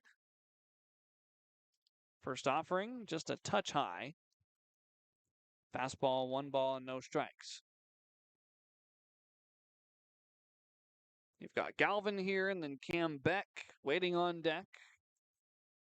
Cisco just needs 1 out to send us to the 9th. Here's a hard ground ball. Diving over there, Sotomayor. It's going to deflect into right field. Going from first to third will be Dmitry Sasidko. It's runners at the corners with 2 outs on what is going to be a base hit for Marcus Galvin. Smart base running by Sasidko to see the deflection and pick up his third base coach. Sotomayor did the best he could to keep that on the infield. And now Cam Beck represents the go-ahead run. Parker Burt going to go out and have a chat with Francisco Lopez. Has not given up an earned run of his own so far this season. A 0 ERA for Cisco. A little bit of drama here in the 8th inning. I guess the one positive, if you're Yakima Valley, is if you can find an out here, then in the 9th inning, you face 4, 5, and 6 in the order versus 2, 3, and 4. Kind of trying to look at the positive side of this. You face the lower part of the order in the 9th inning. If you get an out here or the inning continues one more batter.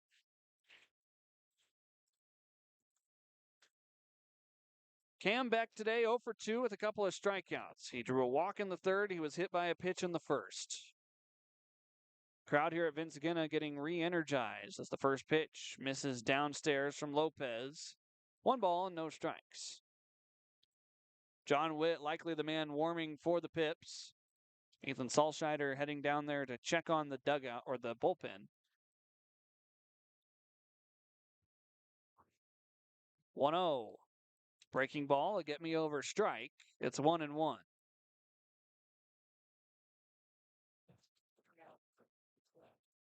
Cisco trying to work out of a tense situation.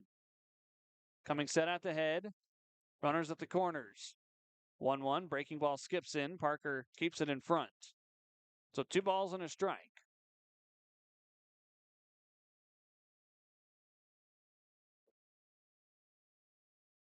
You can feel the pendulum at equilibrium right now. 2-1, inside ball 3. With every pitch that this inning continues, it slowly starts to move back towards this large Vince Genna Stadium crowd in the Bend Elks. Walk doesn't hurt you quite yet. 3-1 from Francisco as a foul ball back to the screen. And the count runs full. It'll be an action pitch here in the 8th inning. Runners are at the corners. Dmitry Sasidko at third. Marcus Galvin at first. Galvin will be off with the pitch. Cam Beck, who is 0 for 2 today, facing Francisco Lopez, trying to shut down this 8th inning and get us to the 9th. Payoff pitch from Cisco. Wave and a miss. Francisco hollers in excitement as he heads back towards his dugout. And we go to the 9th inning. Pippins leading by 2, 6-4 here at Vince Genna Stadium. 1 inning left from a 1-0 start in the second half. There's a one goal.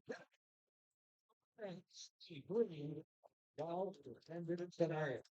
What's your first? Yeah, that's tonight. Where?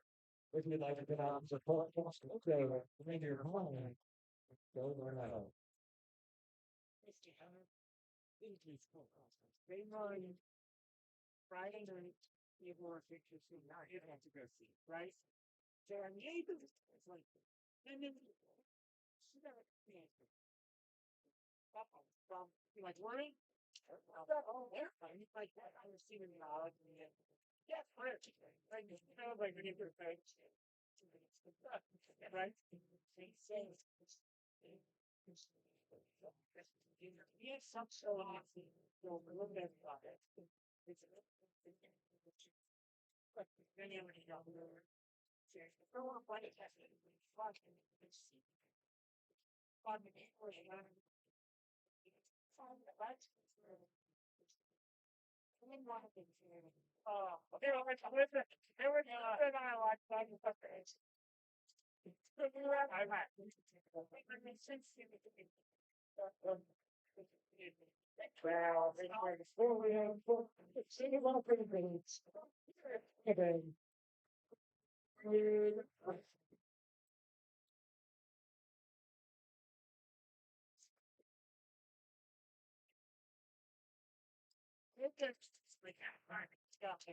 Ninth inning is upon us here at Vince Genna Stadium. New pitcher into the game for the Bend Elks is Jared Robles, the junior from Cal State Los Angeles, a native of East Los Angeles, California. On the season, 1-0 with 3 saves, 10 games, 15 and a third innings pitched. 19 strikeouts to 11 walks, 12 hits, and 7 earned runs for a 4.11 ERA. Opponents hitting 207 against Robles. And so this is going to be quite the situation. You've got Parker Burt, Jay O'Neill, Luis Garcia trying to extend the lead and provide some insurance for the Pippins. It's a 2-run contest right now, and likely John Witt up and throwing in the Pips bullpen for the ninth.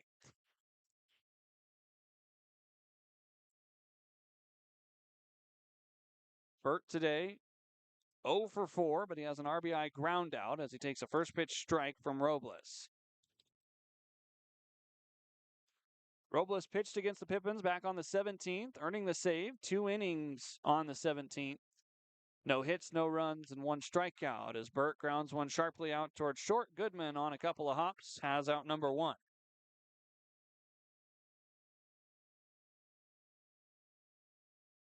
Jay O'Neill will stroll up to the plate. A couple of early fireworks going off here in Bend, Oregon. Fireworks show going to follow this contest. Pippins might be more inclined to stick around for the festivities if they can hang on and win this contest. I don't know what Coach Crustangel wants to do.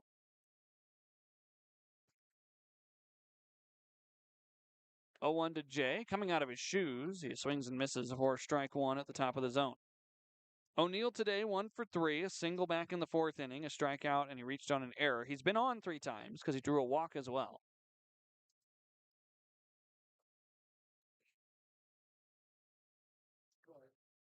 Inside out swing, out to short. Goodman going to have to hurry this time. Throws on the run. O'Neill is out by a half a step.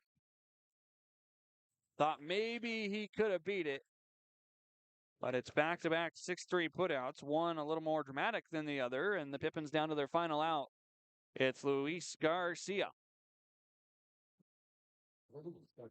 The 3 saves on the season for Robles at Yakima Valley on the 17th versus Ridgefield on the 24th and at Portland on the 26th. 2 of them were 2-inning saves. This is not a save situation for him here, but he is trying to limit the damage as he's gotten the first 2 Pippins out. First pitch, breaking ball, got away from Galvin. It's 1-0.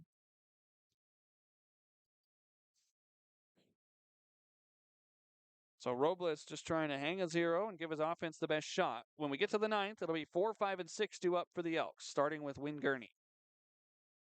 1-0, Garcia shoots it high over on the right side. The first baseman, Beck, drifting towards his dugout. He will put it away before he drifts out of play.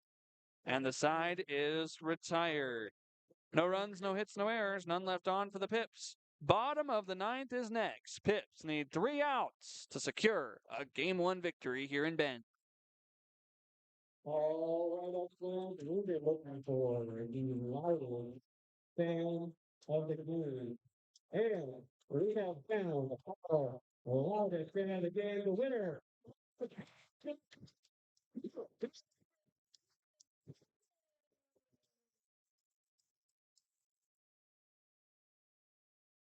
And this is on his way up with several five fans.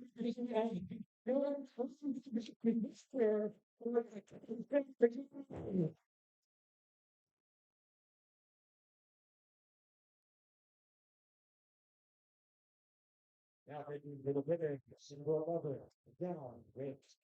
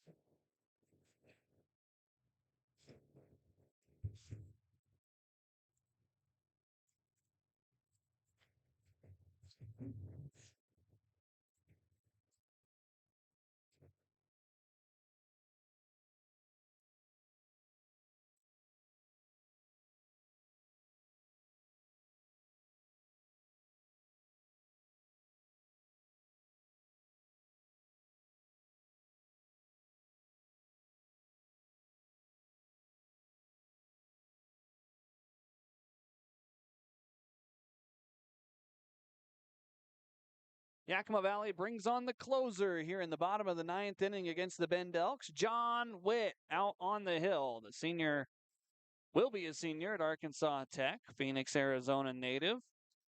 5 saves on the season. That is a tie for the West Coast League lead. A save tonight would bring him to the solo league lead.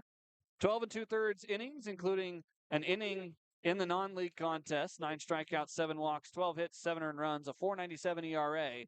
But that 4.97, I say this every time he comes in, is thanks in large part to a 2-inning outing up in Edmonton on the 14th of June, where he gave up 2 hits and 4 runs.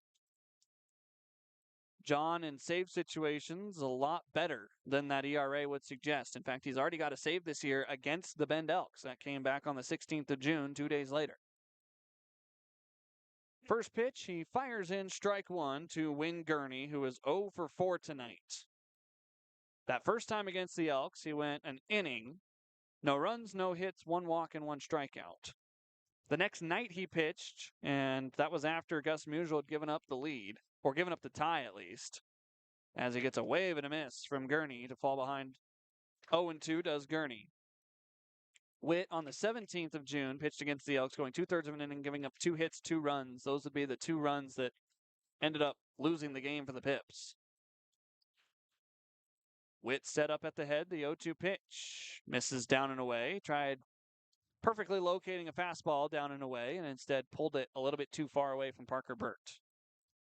We've got Win Gurney here, then Jace Miller, then Keaton Nato. It's 4, 5, and 6 for the Elks. Francisco Lopez goes an inning, giving up a hit and a strikeout with no walks and no runs. The 1-2 pitch from John, wave and a miss, got him with a changeup. 1 down here in the 9th. Jace Miller will hit with 1 out. The Pippins looked dead in the water in the middle innings of this game, giving up 2 in the 3rd, 1 in the 4th, 1 in the 5th. They committed 4 errors during that time as well. But scoring 3 in the 7th and 1 in the 8th have given Yakima Valley new life. And their closer on the hill here with 1 down in the 9th. First pitch is a grounder foul past Daichi at 3rd. Jace Miller today is 1 for 3, a double, a fielder's choice, and a ground out. Miller has scored one of the Elks' 4 runs tonight.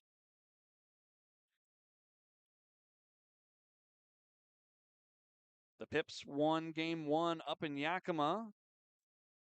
It was a close game then, 5-2. 0-1 from Witt. A fly ball out towards right. Garcia going back, looking up at the scoreboard. This is off the scoreboard and gone. A solo home run for Jace Miller makes it a one-run contest. 6-5. Nothing to worry about as the bases are still empty and the Pippins still have the lead. A little bit of life here in front of this large crowd. Officially 2,863 was the attendance.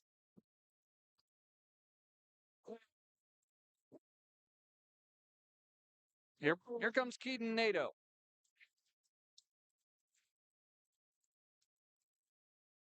So Witt gives up the home run. Big deal. There's still one out. There's nobody on. It's going to take another one of those home runs to get this game tied. Witt misses down and away ball one. Time for John to refocus and get back to what he was doing against Wynn Gurney and throw strikes.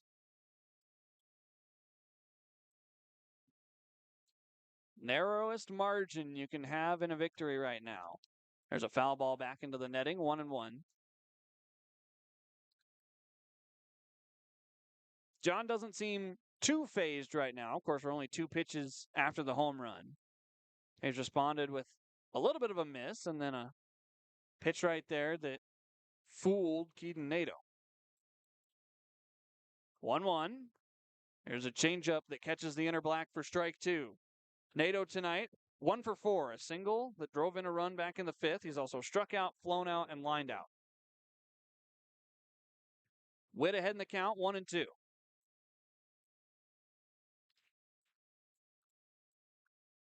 Pitch on the way from the Pippins closer on the ground out towards Velasquez. Backhand throwing on the run. The stretch by Levi. It is not in time. Close play over at first. Looked like Sotomayor made the stretch, but Jacob Fisher says that was safe. So it's an infield single deep in the hole. Velasquez did everything he could. And now you can start to feel the heart rate go up a little bit as the winning run steps into the batter's box.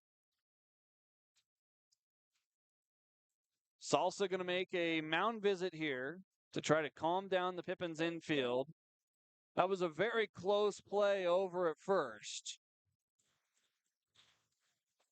Not much you can do except do your best and leave it up to the fates of the umpire. And Jacob Fisher on these bang-bang plays tonight has tended to lean safe on both sides. There were some that the Pippins defense thought they had as outs that ended up being safe. There were some that the Elks thought that they lost an out or two on. And so Fisher erring on the side of offense. Took a great web gem away from Nick Velasquez. Double play ends the contest. Brady Pettit is 0 for 4 tonight. Got him and then Troy Sanders on deck. First pitch misses downstairs. 1 ball and no strikes. Again, the official attendance tonight, 2,863.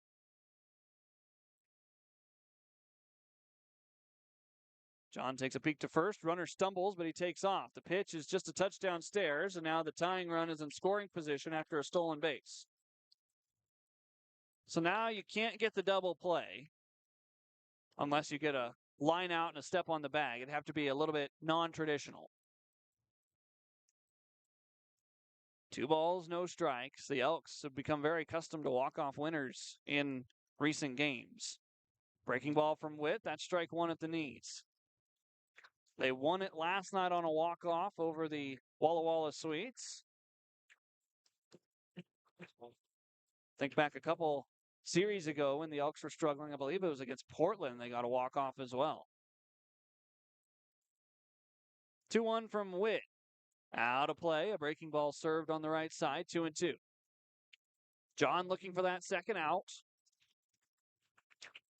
And then the hardest one to get after that is the 27th out.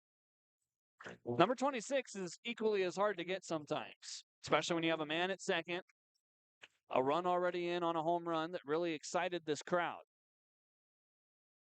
John going to step off. And looks like Parker Burke going to go have a chat.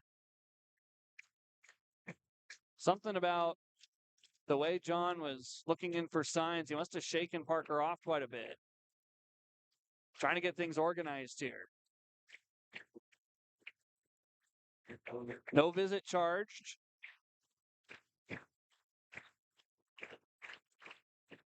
And so it's still 2-2 here to Brady Pettit.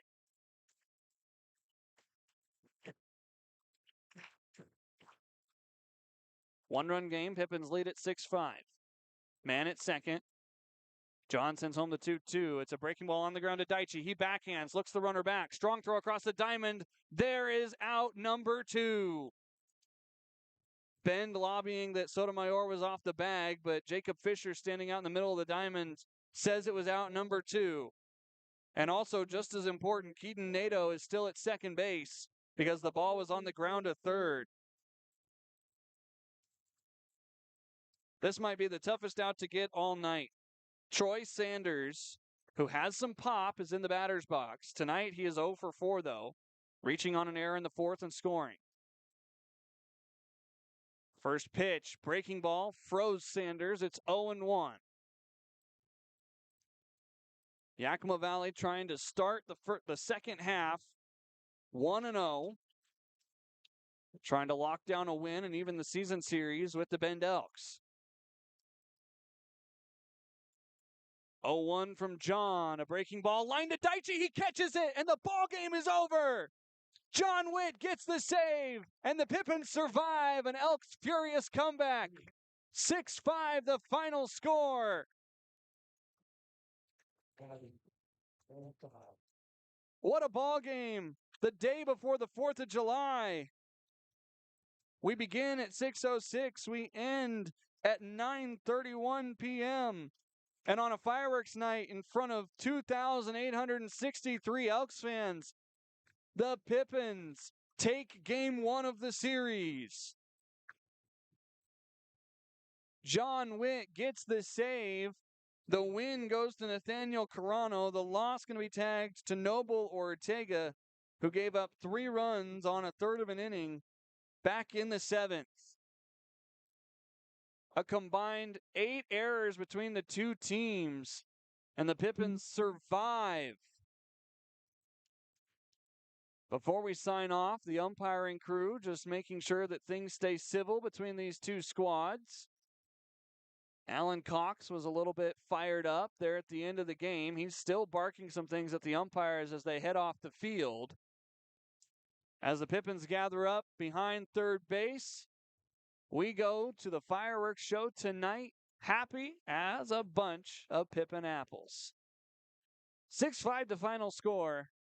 My voice is going to give out here in just a moment, so I'm going to sign off while I still can. For everyone involved with the Yakima Valley Pippin squad, especially those involved with the broadcast, especially those back home, my name is Harmon Johnsen, signing off for now, saying stay safe. Have a wonderful rest of your evening. We'll talk to you tomorrow at 6:35 p.m. Game 2 between the Elks and the Pippins. Final score again tonight.